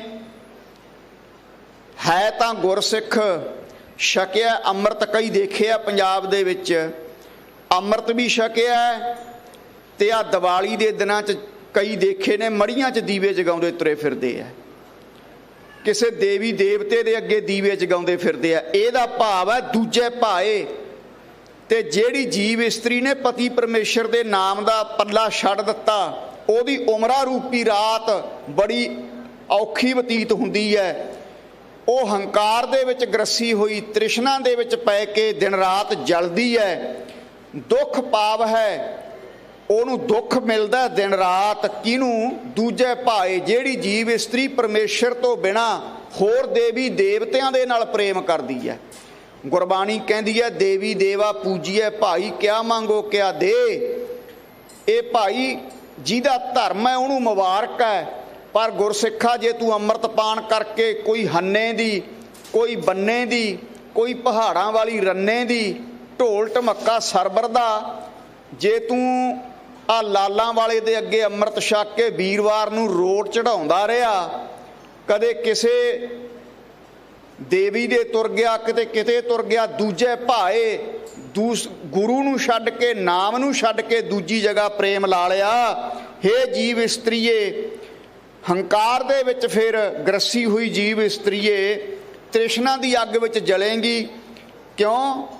ਕਿਉਂਕਿ ਤਾਂ ਦੂਸਰੇ ਪਾਸੇ ਪ੍ਰੇਮ ਲਾ ਲਿਆ। ਸੋ ਜਿਹੜੀਆਂ ਜੀਵ ਇਸਤਰੀਆਂ ਪਤੀ ਪਰਮੇਸ਼ਵਰ ਨੂੰ ਛੱਡ ਕੇ ਆਪਣੇ ਕੰਤ ਨੂੰ ਪਛਾਣਦੀਆਂ ਨਹੀਂ, ਹੰਕਾਰ ਦੀਆਂ ਗਰਸੀਆਂ ਹੋਈਆਂ ਹਨ, ਉਹ ਤ੍ਰਿਸ਼ਨਾ ਰੂਪੀ ਅੱਗ ਵਿੱਚ ਦਿਨ ਰਾਤ ਸੜਦੀਆਂ ਨੇ। ਤ੍ਰਿਸ਼ਨਾ ਬਿਰਲੇ ਹੀ ਕੀ ਬੂਝੀ ਹੈ, ਕੋਟ ਜੋਰੈ ਲੱਖ ਕਰੋੜੈ, ਮਾਨਾ ਹੋਰੈ ਪਰੈ ਪਰੈ ਹੀ ਕੋ ਲੂਝੀ ਹੈ। ਤ੍ਰਿਸ਼ਨਾ ਰੂਪੀ ਅੱਗ ਵਿੱਚ ਸੜਦੀਆਂ ਨੇ, ਉਹਨਾਂ ਨੂੰ ਸ਼ਾਂਤੀ ਨਹੀਂ ਮਿਲਦੀ। ਤੇ ਸਿਮਰਨ ਕਰਨ ਵਾਲੇ ਭਾਵੇਂ ਕੁੱਲੀ ਦੇ ਵਿੱਚ ਹੋਣ ਤਾਂ ਵੀ ਸੰਤੁਸ਼ਟ ਹੁੰਦੇ ਆ। ਇੱਕ ਭਾਈ ਹੇਮਾ ਗੁਰੂ ਅਰਜਨ ਸਾਹਿਬ ਦਾ ਸਿੱਖ ਸੀਗਾ, ਟੁੱਟੀ ਜੀ ਛੰਨ ਵਿੱਚ ਰਹਿੰਦਾ ਸੀ। ਮਹਾਰਾਜ ਲਾਹੌਰ ਤੋਂ ਆਉਂਦੇ ਹੋਏ ਭਾਈ ਹੇਮੇ ਦੇ ਕੋਲੇ ਠਹਿਰੇ ਐ। ਬ੍ਰਹਮ ਗਿਆਨੀ ਗੁਰਸਿੱਖ ਸੀ। ਇਹ ਸ਼ਬਦ ਭਾਈ ਹੇਮੇ ਨੂੰ ਡੈਡੀਕੇਟਡ ਕਰਕੇ ਮਹਾਰਾਜ ਨੇ ਉਚਾਰਿਆ। ਕਹਿੰਦੇ ਭਾਈ ਹੇਮਿਆ, ਬਸ ਤੋਂ ਟੁੱਟੀ ਝੌਂਪੜੀ ਚੀਰ ਸਭ ਛਿੰਨਾ, ਜਾਤ ਨਾ ਪਤ ਨਾ ਆਦਰੋ ਉਦਿਆਨ ਪਰ ਮਹੀਨਾ, ਮਿੱਤਰ ਨਾ ਇਠ ਤਨ ਰੂਪਹੀਨ ਕਿਸ ਸਾਕ ਨਾ ਛਿੰਨਾ, ਰਾਜਾ ਸਗਲੀ ਸ੍ਰਿਸ਼ਟ ਕਾ ਹਰ ਨਾਮ ਮਨ ਭਿੰਨਾ। ਨਾਮ ਜਪਣ ਵਾਲਾ ਕੁੱਲੀ ਵਿੱਚ ਵੀ ਸਮਾਂ ਕੱਟ ਲੂ। ਬਾਬਾ ਮਾਰਕੰਡੇ ਦੀ ਉਮਰ ਕਿੰਨੀ ਹੋਈ ਹੈ? ਮਾਰਕੰਡੇ ਰਿਸ਼ੀ ਕਾਨਿਆਂ ਦੇ ਛੱਪਰ 'ਚ ਹੀ ਜੀਵਨ ਬਤੀਤ ਕਰ ਗਿਆ। ਨਾਮ ਜਪਣ ਵਾਲੇ ਨੂੰ ਕੁੱਲੀ 'ਚ ਵੀ ਸ਼ਾਂਤੀ ਹੈ। ਕੁੱਲੀ ਦੇ ਵਿੱਚ ਇੱਕ ਬਚਨ ਯਾਦ ਰੱਖਿਓ, ਜ਼ੁਲਮ ਰਾਜ ਦੀਆਂ ਜੜ੍ਹਾਂ ਹਮੇਸ਼ਾ ਕੁੱਲੀ ਵਾਲਿਆਂ ਨੇ ਪੱਟੀਆਂ ਨੇ। ਸੰਤ ਬਾਬਾ ਜਰਨੈਲ ਸਿੰਘ ਖਾਲਸਾ ਦਾ ਜਿਹੜਾ ਘਰ ਸੀ ਨਾ, ਕੁੱਲੀ ਸੀ, ਮਹਾਂਪੁਰਖਾਂ ਦੀ ਕੁੱਲੀ। ਤੇ ਸਾਧ ਸੰਗਤ ਜੀ ਜ਼ੁਲਮ ਰਾਜ ਦੀ ਜੜ ਪੱਟੀ। ਇਸ ਕਰਕੇ ਆਓ ਸਾਧ ਸੰਗਤ ਜੀ, ਨਾਮ ਜਪਣ ਵਾਲਾ ਕੁੱਲੀ ਵਿੱਚ ਵੀ ਸੰਤੁਸ਼ਟ ਹੈ, ਆਨੰਦ ਪ੍ਰਸੰਨ ਹੈ, ਕਿਉਂਕਿ ਅੰਦਰੋਂ ਤ੍ਰਿਸ਼ਨਾ ਦੀ ਅੱਗ ਬੁਝ ਗਈ। ਤੇ ਸਾਧ ਸੰਗਤ ਜੀ, ਜਿਹੜਾ ਬੰਦਗੀ ਨਹੀਂ ਕਰਦਾ, ਭਾਵੇਂ ਸਾਰੇ ਦੁਨੀਆ ਦਾ ਮਾਲਕ ਕਿਉਂ ਨਾ ਬਣ ਜਾਵੇ, ਉਹਨੂੰ ਕਦੇ ਵੀ ਸੰਤੁਸ਼ਟੀ ਨਹੀਂ ਆਉਂਦੀ। ਉਹ ਕਹਿੰਦਾ ਹੈ ਮੈਂ ਕਰੋੜਪਤੀਆਂ ਅਰਬਪਤੀ ਹੋ ਜਾਂ, ਅਰਬਪਤੀਆਂ ਖਰਬਪਤੀ ਹੋ ਜਾਂ, ਇਉਂ ਚੱਕਰ ਚੱਲਦਾ ਰਹਿੰਦਾ ਹੈ। ਸੋ ਇਸ ਕਰਕੇ ਜਿਹੜੀ ਜੀਵ ਇਸਤਰੀ ਆਪਣੇ ਕੰਤ ਨੂੰ ਨਹੀਂ ਪਛਾਣਦੀ, ਤਿੰਨ ਕਿਉਂ ਰੈਣ ਬਿਹਾਏ, ਉਹਨਾਂ ਦੀ ਉਮਰਾ ਰੂਪੀ ਰਾਤ ਜਿਹੜੀ ਹੈ ਬੜੀ ਔਖੀ ਬਤੀਤ ਹੁੰਦੀ ਹੈ। ਤੇ ਹੰਕਾਰ ਦੇ ਵਿੱਚ ਗਰਸੀ ਹੋਈ ਜਿਹੜੀ ਜੀਵ ਇਸਤਰੀ ਹੈ, ਤ੍ਰਿਸ਼ਨਾ ਦੀ ਅੱਗ ਵਿੱਚ ਜਲਦੀ ਹੈ। ਤੇ ਜੇ ਦੂਜੇ ਭਾਏ ਪਰਮੇਸ਼ਰ ਨੂੰ ਛੱਡ ਕੇ ਹੋਰ ਜਗ੍ਹਾ ਚਿੱਤ ਲਾ ਲਿਆ ਤੇ ਫਿਰ ਉਹਨੂੰ ਦੁੱਖ ਪ੍ਰਾਪਤ ਹੁੰਦਾ ਹੈ। ਇਹ ਜੀਵ ਇਸਤਰੀ ਨੂੰ ਸਤਿਗੁਰੂ ਪਾਤਸ਼ਾਹ ਉਪਦੇਸ਼ ਦੇ ਰਹੇ ਹਨ। ਸ਼ਬਦ ਰਤੀਆ ਸੁਹਾਗਣੀ, ਤਿੰਨ ਵਿੱਚ ਹਉਮੈ ਜਾਏ। ਗੁਰਬਾਣੀ ਦੇ ਵਿੱਚ ਕੁਚੱਜੀ ਪਾਠ ਆਉਂਦਾ ਹੈ ਤੇ ਸੁਚੱਜੀ ਪਾਠ ਵੀ ਆਉਂਦਾ ਹੈ। ਕੁਚੱਜੀ ਭਾਵ ਭੈੜੇ ਚੱਜਾਂ ਵਾਲੀ ਜੀਵ ਇਸਤਰੀ, ਸੁਚੱਜੀ ਭਾਵ ਸ਼ੁਭ ਗੁਣਾਂ ਵਾਲੀ ਜੀਵ ਇਸਤਰੀ।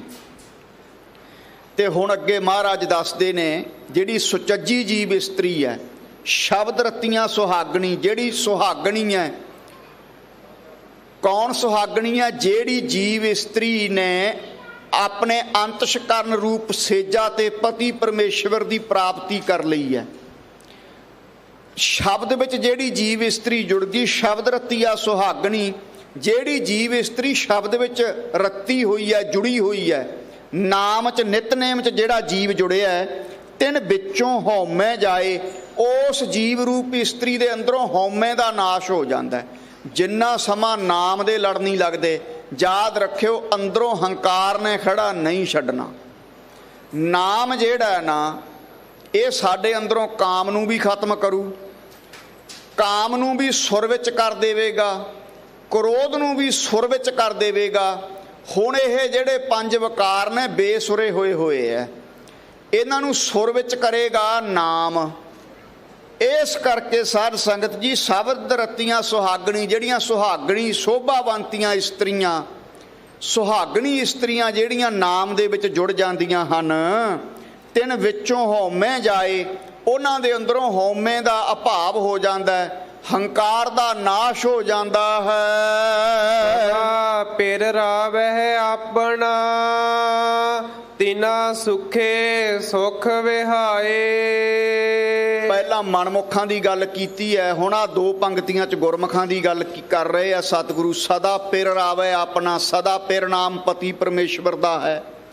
ਜਿਹੜੀਆਂ ਜੀਵ ਇਸਤਰੀਆਂ ਸ਼ਬਦ ਵਿੱਚ ਜੁੜ ਗਈਆਂ, ਨਾਮ 'ਚ ਜੁੜ ਗਈਆਂ, ਸਦਾ ਪਿਰ ਰਾਵ ਹੈ ਦਾ ਅਰਥ ਹੈ ਮੰਨਣਾ। ਉਹ ਆਪਣੇ ਪਤੀ ਪਰਮੇਸ਼ਰ ਦੀ ਪ੍ਰਾਪਤੀ ਰੂਪ ਸੇਜਾ ਦਾ ਆਨੰਦ ਮਾਣਦੀਆਂ ਹਨ। ਸਦਾ ਪਿਰ ਰਾਵੈ ਆਪਣਾ, ਤਿੰਨਾਂ ਸੁੱਖ ਹੈ ਸੁੱਖ ਵਿਹਾਏ। ਉਹਨਾਂ ਦਾ ਜਿਹੜਾ ਜੀਵਨ ਹੈ ਉਹ ਸੁੱਖ ਦੇ ਵਿੱਚ ਬਤੀਤ ਹੁੰਦਾ। ਵਿਹਾਏ ਦਾ ਅਰਥ ਹੈ ਬਤੀਤ ਹੋਣਾ। ਲੋਕ ਪਰਲੋਕ ਦੇ ਵਿੱਚ ਉਹ ਜੀਵ ਇਸਤਰੀਆਂ ਸੁਖੀ ਰਹਿੰਦੀਆਂ ਨੇ ਜਿਹੜੀਆਂ ਨਾਮ ਦੇ ਵਿੱਚ ਆਪਣੀ ਸੁਰਤ ਨੂੰ ਜੋੜ ਲੈਂਦੀਆਂ ਨੇ, ਅੰਤਸ਼ਕਰਨ ਰੂਪ ਸੇਜਾ ਤੇ ਪਤੀ ਰੂਪ ਪਰਮੇਸ਼ਰ ਦੀ ਪ੍ਰਾਪਤੀ ਕਰ ਲੈਂਦੀਆਂ ਹਨ। ਉਹ ਸ਼ੋਭਾਵੰਤੀਆਂ ਨਾਰਾਂ ਇਸਤਰੀਆਂ ਸਦਾ ਵਾਸਤੇ ਸੁਖ ਪ੍ਰਾਪਤ ਕਰਦੀਆਂ ਹਨ। ਜੇ ਸੁਖ ਕੋ ਚਾਹੇ ਸਦਾ ਸ਼ਰਨ ਰਾਮ ਕੀ ਲੇ ਹੋ। ਜੇ ਕੋਈ ਭਾਈ ਸਦਾ ਵਾਸਤੇ ਸੁਖ ਪ੍ਰਾਪਤ ਕਰਨਾ ਚਾਹੁੰਦਾ ਹੈ ਤੇ ਰਾਮ ਦੀ ਸ਼ਰਨ, ਅਕਾਲ ਪੁਰਖ ਵਾਹਿਗੁਰੂ ਦੀ ਸ਼ਰਨ ਤੱਕ ਲਵੇ ਤਾਂ ਸੁੱਖ ਮਿਲੇਗਾ। ਬਾਕੀ ਸੰਸਾਰ ਦੇ ਸੁੱਖ ਜਿਹੜੇ ਹੈ ਛਿਨ ਭੰਗਰ ਹਨ। ਛਿਨ ਭੰਗਰ ਦਾ ਅਰਥ ਹੁੰਦਾ ਥੋੜ੍ਹੇ ਸਮੇਂ ਲਈ ਸੁੱਖ ਹੈ। ਅੱਜ ਮਾਇਆ ਸੁੱਖ ਹੈ, ਜੇ ਮਾਇਆ ਚਲੀ ਗਈ, ਮਾਇਆ ਕੀ ਸੋਭਾ 4 ਦਿਹਾੜੇ ਜਾਂਦੀ ਬਿਲਮਣਾ ਹੋਏ ਤੇ ਫੇਰ ਦੁਖੀ ਹੋ ਜਾਵੇਗਾ। ਪਰ ਜੇ ਤੂੰ ਰਾਮ ਦੀ ਅਕਾਲ ਪੁਰਖ ਵਾਹਿਗੁਰੂ ਦੀ ਸ਼ਰਨ 'ਚ ਆਵੇਂਗਾ, ਇੱਥੇ ਜਿਹੜਾ ਰਾਮ ਸ਼ਬਦ ਆਇਆ ਅਕਾਲ ਪੁਰਖ ਦਾ ਵਾਚਕ ਹੈ। ਇੱਕ ਤ੍ਰੇਤੇ ਯੁੱਗ ਦੇ ਵਿੱਚ ਰਾਮਚੰਦਰ ਭਗਵਾਨ ਹੋਏ ਹੈ, ਇਹ ਉਹਨਾਂ ਦਾ ਵਾਚਕ ਨਹੀਂ, ਉਹਨਾਂ ਬਾਰੇ ਵਚਨ ਵੱਖਰੇ ਆਏ ਹੈ। ਤ੍ਰੇਤਾ ਤੈ ਮਾਨਿਓ ਰਾਮ ਰਘੁਵੰਸ਼ ਕਹਾਇਓ। ਵੈਸੇ ਜਿਹੜਾ ਰਾਮ ਸ਼ਬਦ ਹੈ ਨਾ, ਇਹ ਅਕਾਲ ਪੁਰਖ ਵਾਹਿਗੁਰੂ ਦਾ ਵਾਚਕ ਹੈ। ਜਿਵੇਂ ਅਰਦਾਸ ਦੇ ਵਿੱਚ ਕਈ ਕਹੀ ਜਾਂਦੇ ਹੈ ਤਾਂ ਭਗਉਤੀ ਦੀ ਪੂਜਾ ਕਰਨ ਨੂੰ ਕਿਹਾ ਮਹਾਰਾਜ ਨੇ 10ਵੇਂ 'ਚ, ਉਹਨਾਂ ਨੂੰ ਪਤਾ ਹੀ ਨਹੀਂ ਪ੍ਰਥਮ ਭਗਉਤੀ, ਉਹ ਭਗਉਤੀ ਦੇਵੀ ਉਹ ਅਰਥ ਲਾਈ ਜਾਂਦੇ ਨੇ। ਇੱਥੇ ਭਗਉਤੀ ਦਾ ਅਰਥ ਅਕਾਲ ਪੁਰਖ ਵਾਹਿਗੁਰੂ ਹੈ।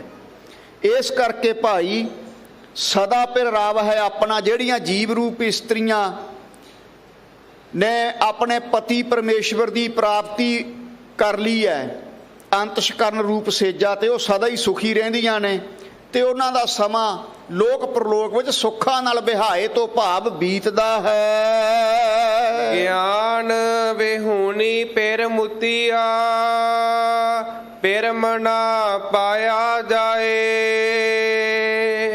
ਗਿਆਨ ਵਿਹੂਣੀ, ਗਿਆਨ ਤੋਂ ਹੀਣੀ ਜੀਵ ਇਸਤਰੀ ਹੈ ਜਿਹੜੀ ਪਿਰ ਮੁਤੀਆ, ਉਹ ਵੀ ਸਾਧ ਸੰਗਤ ਜੀ ਫਸੀ ਹੋਈ ਹੈ।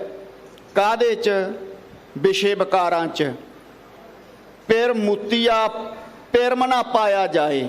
ਜਿਹੜੀ ਜੀਵ ਰੂਪ ਇਸਤਰੀ ਨੂੰ ਗਿਆਨ ਨਹੀਂ, ਉਹ ਜਿਹੜੀ ਜੀਵ ਇਸਤਰੀ ਆ ਗਿਆਨ ਵਿਹੂਣੀ ਪਿਰ ਮੁਤੀਆ ਵਿਸ਼ੇ ਵਿਕਾਰਾਂ 'ਚ ਫਸ ਜਾਂਦੀ ਹੈ। ਪਿਰਮਣਾ ਪਾਇਆ ਜਾਏ ਤੇ ਫਿਰ ਪਰਮੇਸ਼ਰ ਦੇ ਪ੍ਰੇਮ ਤੋਂ ਖਾਲੀ ਰਹਿ ਜਾਂਦੀ ਹੈ ਜੀਵ ਇਸਤਰੀ ਜਿਹਨੂੰ ਗਿਆਨ ਨਹੀਂ। ਗਿਆਨ ਕਾਹਦਾ? ਆਪਣੇ ਸਰੂਪ ਦਾ। ਕਿਉਂਕਿ ਕਈ 3.5 ਮਣ ਦੀ ਦੇਹ ਮੰਨੀ ਜਾਂਦੇ ਹੈ। ਗੁਰਬਾਣੀ ਕਹਿੰਦੀ ਆ ਤੂੰ ਦੇਹ ਨਹੀਂ, ਤੇਰਾ ਅਸਲ ਸਰੂਪ ਵਾਸਤਵਿਕ ਸਰੂਪ ਆਤਮਿਕ ਸਰੂਪ ਹੈ। 9 ਦਰਵਾਜੇ ਕਾਇਆ ਕੋਟ ਹੈ, 10ਵੇਂ ਗੁਪਤ ਰਖੀਜੈ। ਬਜਰ ਕਪਾਟ ਨਾ ਖੁੱਲਣੀ ਗੁਰ ਸ਼ਬਦ ਖਲੀਜੈ। ਅਨਹਦ ਬਾਜੇ ਧੁਨ ਵੱਜਦੇ ਗੁਰ ਸ਼ਬਦ ਸੁਨੀਜੈ। ਭਾਈ 9 ਦਰਵਾਜੇ ਪ੍ਰਗਟ ਨੇ, 10ਵਾਂ ਗੁਪਤ ਹੈ। ਉਹਦੇ ਅੱਗੇ ਵਿਸ਼ੇ ਵਿਕਾਰਾਂ ਰੂਪ ਬੱਜਰ ਕਪਾਟ ਲੱਗੇ ਪਏ ਹੈ ਤੇ ਉਹ ਬੱਜਰ ਕਪਾਟ ਨੇ ਜਿਹੜੇ ਗੁਰੂ ਦੇ ਸ਼ਬਦ ਦੀ ਕਮਾਈ ਨਾਲ ਖੋਲ੍ਹਣਾ ਤੇਰਾ 10ਵਾਂ ਦੁਆਰਾ। ਸੋ ਇਸ ਕਰਕੇ ਗਿਆਨ ਵਿਹੂਣੀ ਪਿਰ ਮੁਤੀਆ, ਜਿਹੜੀਆਂ ਗਿਆਨ ਤੋਂ ਵਿਹੂਣੀਆਂ ਜੀਵ ਇਸਤਰੀਆਂ ਹਨ, ਉਹ ਆਪਣੇ ਪਤੀ ਪਰਮੇਸ਼ਵਰ ਦਾ ਪ੍ਰੇਮ ਨਹੀਂ ਪ੍ਰਾਪਤ ਕਰ ਸਕਦੀਆਂ। ਹੰਕਾਰ ਵਿੱਚ ਡੁੱਬ ਕੇ ਹੀ ਸਮਾਂ ਬਤੀਤ ਕਰ ਦਿੰਦੀਆਂ ਨੇ। ਅਗਿਆਨ ਮਤੀ ਅੰਧੇਰ ਹੈ ਬਿਨ ਪਿਰ ਦੇਖੇ ਭੁੱਖ ਨਾ ਜਾਏ। ਹੇ ਅਗਿਆਨ ਵਿੱਚ ਫਸੀ ਹੋਈ ਜੀਵ ਇਸਤਰੀਏ, ਅਗਿਆਨ ਮਤੀ ਅੰਧੇਰ ਹੈ। ਜਿਹੜਾ ਅਗਿਆਨ ਹੈ ਨਾ, ਇਹ ਤਾਂ ਇੱਕ ਅੰਧਕਾਰ ਹੈ ਸਾਧ ਸੰਗਤ ਜੀ। ਇਗਨੋਰਸੈਂਸ ਕਹਿੰਦੇ ਆ ਇਹਨੂੰ। ਅਗਿਆਨਤਾ ਦਾ ਪਰਦਾ ਸਾਡੇ ਪਿਆ ਹੋਇਆ ਹੈ। ਕਈ ਤਰ੍ਹਾਂ ਦੇ ਪਰਦੇ ਹੈ। ਇੱਕ ਅਗਿਆਨਤਾ ਦਾ ਪਰਦਾ ਹੈ। ਅਗਿਆਨਤਾ ਕੀ ਹੈ ਕਿ ਜਿਵੇਂ ਰਾਤ ਨੂੰ ਬਿਜਲੀ ਚਲੀ ਜਾਵੇ, ਲਾਈਟ ਚਲੀ ਜਾਵੇ, ਮੰਜੇ ਥੱਲੇ ਪਈ ਹੋਵੇ ਰੱਸੀ ਬੈੱਡ ਥੱਲੇ, ਉਹ ਰੱਸੀ ਨੂੰ ਦੇਖ ਕੇ ਆਪਾਂ ਥੱਲੇ ਪੈਰ ਨਹੀਂ ਲਾਉਂਦੇ ਕਿਉਂਕਿ ਹਨੇਰਾ ਹੈ, ਆਪਾਂ ਨੂੰ ਸੱਪ ਪ੍ਰਤੀਤ ਹੁੰਦਾ ਹੈ। ਪਰ ਜਦੋਂ ਸੂਰਜ ਚੜ੍ਹਦਾ, ਦਿਨ ਚੜ੍ਹਦਾ, ਫਿਰ ਬੜਾ ਆਪਣੇ ਆਪ 'ਤੇ ਹਾਸਾ ਆਉਂਦਾ ਤੇ ਅਫਸੋਸ ਹੁੰਦਾ ਕਿ ਮਣਾ ਇਹ ਤਾਂ ਰੱਸੀ ਸੀ, ਐਵੇਂ ਡਰੀ ਗਿਆ, ਸੱਪ ਸਮਝੀ ਗਿਆ। ਇਸੇ ਤਰ੍ਹਾਂ ਜਦੋਂ ਅਗਿਆਨ ਹੈ, ਅੰਧਕਾਰ ਦੇ ਵਿੱਚ ਜੀਵਨ ਹੈ ਤੇਰਾ, ਜਦੋਂ ਗਿਆਨ ਦਾ ਪ੍ਰਕਾਸ਼ ਹੋਵੇਗਾ, ਗੁਰੂ ਤੋਂ ਗਿਆਨ ਮਿਲਦਾ ਹੈ। ਗੂ ਨਾਮ ਹਨੇਰੇ ਦਾ, ਰੂਹ ਨਾਮ ਪ੍ਰਕਾਸ਼ ਦਾ ਹੈ। ਗਿਰੀ ਧਾਤੂ ਤੋਂ ਸ਼ਬਦ ਬਣਿਆ। ਗੁਰੂ ਦਾ ਅਰਥ ਅਚਲ ਹੈ, ਤੇ ਜਿਵੇਂ ਪਹਾੜ ਅਚਲ ਹੁੰਦਾ ਨਾ, ਇਸ ਤਰ੍ਹਾਂ ਗੁਰੂ ਵੀ ਅਚਲ ਹੈ, ਚਲਾਏਮਾਨ ਨਹੀਂ। ਗਿਰੀ ਨਾਮ ਪਹਾੜ ਦਾ ਹੁੰਦਾ। ਸੋ ਇਸੇ ਤਰ੍ਹਾਂ ਸਤਿਗੁਰੂ ਮਹਾਰਾਜ ਕਹਿੰਦੇ ਨੇ ਅਗਿਆਨ ਮਤੀ ਅੰਧੇਰ ਹੈ। ਅਗਿਆਨ ਦੇ ਵਿੱਚ ਫਸੀ ਹੋਈ ਜੀਵ ਇਸਤਰੀਏ, ਇਹ ਅਗਿਆਨ ਜਿਹੜਾ ਹੈ ਇੱਕ ਅੰਧਕਾਰ ਦੀ ਨਿਆਈ ਹੈ। ਬਿਨ ਪਰ ਦੇਖੈ ਭੁੱਖ ਨਾ ਜਾਏ।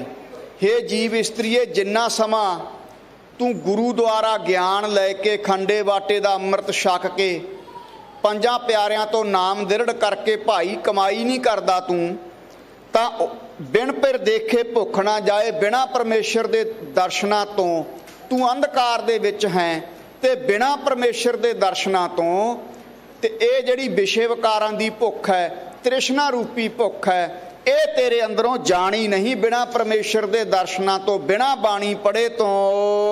ਆਵੋ ਮਿਲੋ ਸਹੇਲੀ ਹੋ, ਮੈਂ ਫਿਰ ਦੇਹੋ ਮਿਲਾਏ। ਹੇ ਮੇਰੀ ਸੰਤ ਰੂਪ ਸਹੇਲੀਓ, ਸੰਤ ਰੂਪ ਸਖੀਓ, ਕਿਰਪਾ ਕਰੋ ਮੇਰੇ ਤੇ। ਜਿਵੇਂ ਤੁਸੀਂ ਪਿਰ ਨੂੰ, ਪਤੀ ਨੂੰ ਪ੍ਰਾਪਤ ਕਰ ਲਿਆ, ਪਰਮੇਸ਼ਰ ਨੂੰ ਅੰਤਸ਼ਕਰਨ ਰੂਪ ਸੇਜਾ ਤੇ ਪ੍ਰਾਪਤੀ ਰੂਪ ਆਨੰਦ ਮਾਣ ਰਹੀ ਹੋ, ਇਸ ਤਰ੍ਹਾਂ ਮੇਰੇ ਤੇ ਵੀ ਕਿਰਪਾ ਕਰ ਦਿਓ, ਤਾਂ ਕਿ ਮੈਨੂੰ ਵੀ ਪਿਰ ਨਾਮ ਪਰਮੇਸ਼ਰ ਦਾ, ਮੈਨੂੰ ਵੀ ਪਰਮੇਸ਼ਰ ਨਾਲ ਮਿਲਾ ਦਿਓ। ਜੈਸੀ ਆਪਾਂ ਸੰਗਤ ਕਰਾਂਗੇ ਵੈਸਾ ਰੰਗ ਚੜ੍ਹਨਾ ਹੈ। ਜਿਹੜਾ ਬੁਰੀ ਸੰਗਤ ਤੋਂ ਬਚਾ ਕੇ ਰੱਖੇ ਨਾ, ਉਹ ਵੀ ਸੂਰਮਿਆਂ ਦੀ ਕੈਟਾਗਰੀ 'ਚ ਆਉਂਦਾ। ਸਮਾਂ ਥੋੜ੍ਹਾ ਰਹਿੰਦਾ ਹੈ। 3 ਪ੍ਰਕਾਰ ਦੇ ਸੂਰਮੇ ਨੇ, ਰਥੀ ਸੂਰਮਾ, ਮਹਾਰਥੀ ਸੂਰਮਾ ਤੇ ਅਤਰਥੀ ਸੂਰਮਾ। ਇਹਦੇ ਅੰਦਰੂਨੀ ਤੇ ਬਹਿਰੂਨੀ ਅਰਥ ਆਪਾਂ ਕਰਨੇ ਨੇ। ਬਾਹਰਲੇ ਅਰਥ ਇਹ ਹੈ, ਰਥੀ ਸੂਰਮਾ ਉਹ ਹੈ ਜਿਹੜਾ ਬਰਾਬਰ ਦੇ ਨਾਲ ਜੰਗ ਲੜੇ।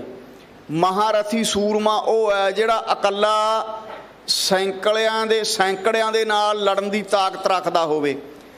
ਅਤਰਥੀ ਸੂਰਮਾ ਉਹ ਹੈ ਜਿਹੜਾ ਇਕੱਲਾ ਲੱਖਾਂ ਨਾਲ ਲੜਨ ਦੀ ਤਾਕਤ ਰੱਖਦਾ ਹੋਵੇ। ਹੁਣ ਇਹਦੇ ਅੰਤਰੀਵ ਅਰਥ ਕੀ ਹੈ? ਰਥੀ ਸੂਰਮਾ ਉਹ ਹੈ ਜਿਹੜਾ ਮਾੜੀ ਸੰਗਤ ਤੋਂ ਬਚਾ ਗਿਆ। ਅੱਜ ਦੇ ਸਮੇਂ 'ਚ ਬੈਡ ਕੰਪਨੀ ਤੋਂ ਬਚਣਾ ਵੀ ਸੂਰਮਗਤੀ ਹੈ। ਬੁਰੀ ਸੰਗਤ ਬਚਣ ਨਹੀਂ ਦਿੰਦੀ।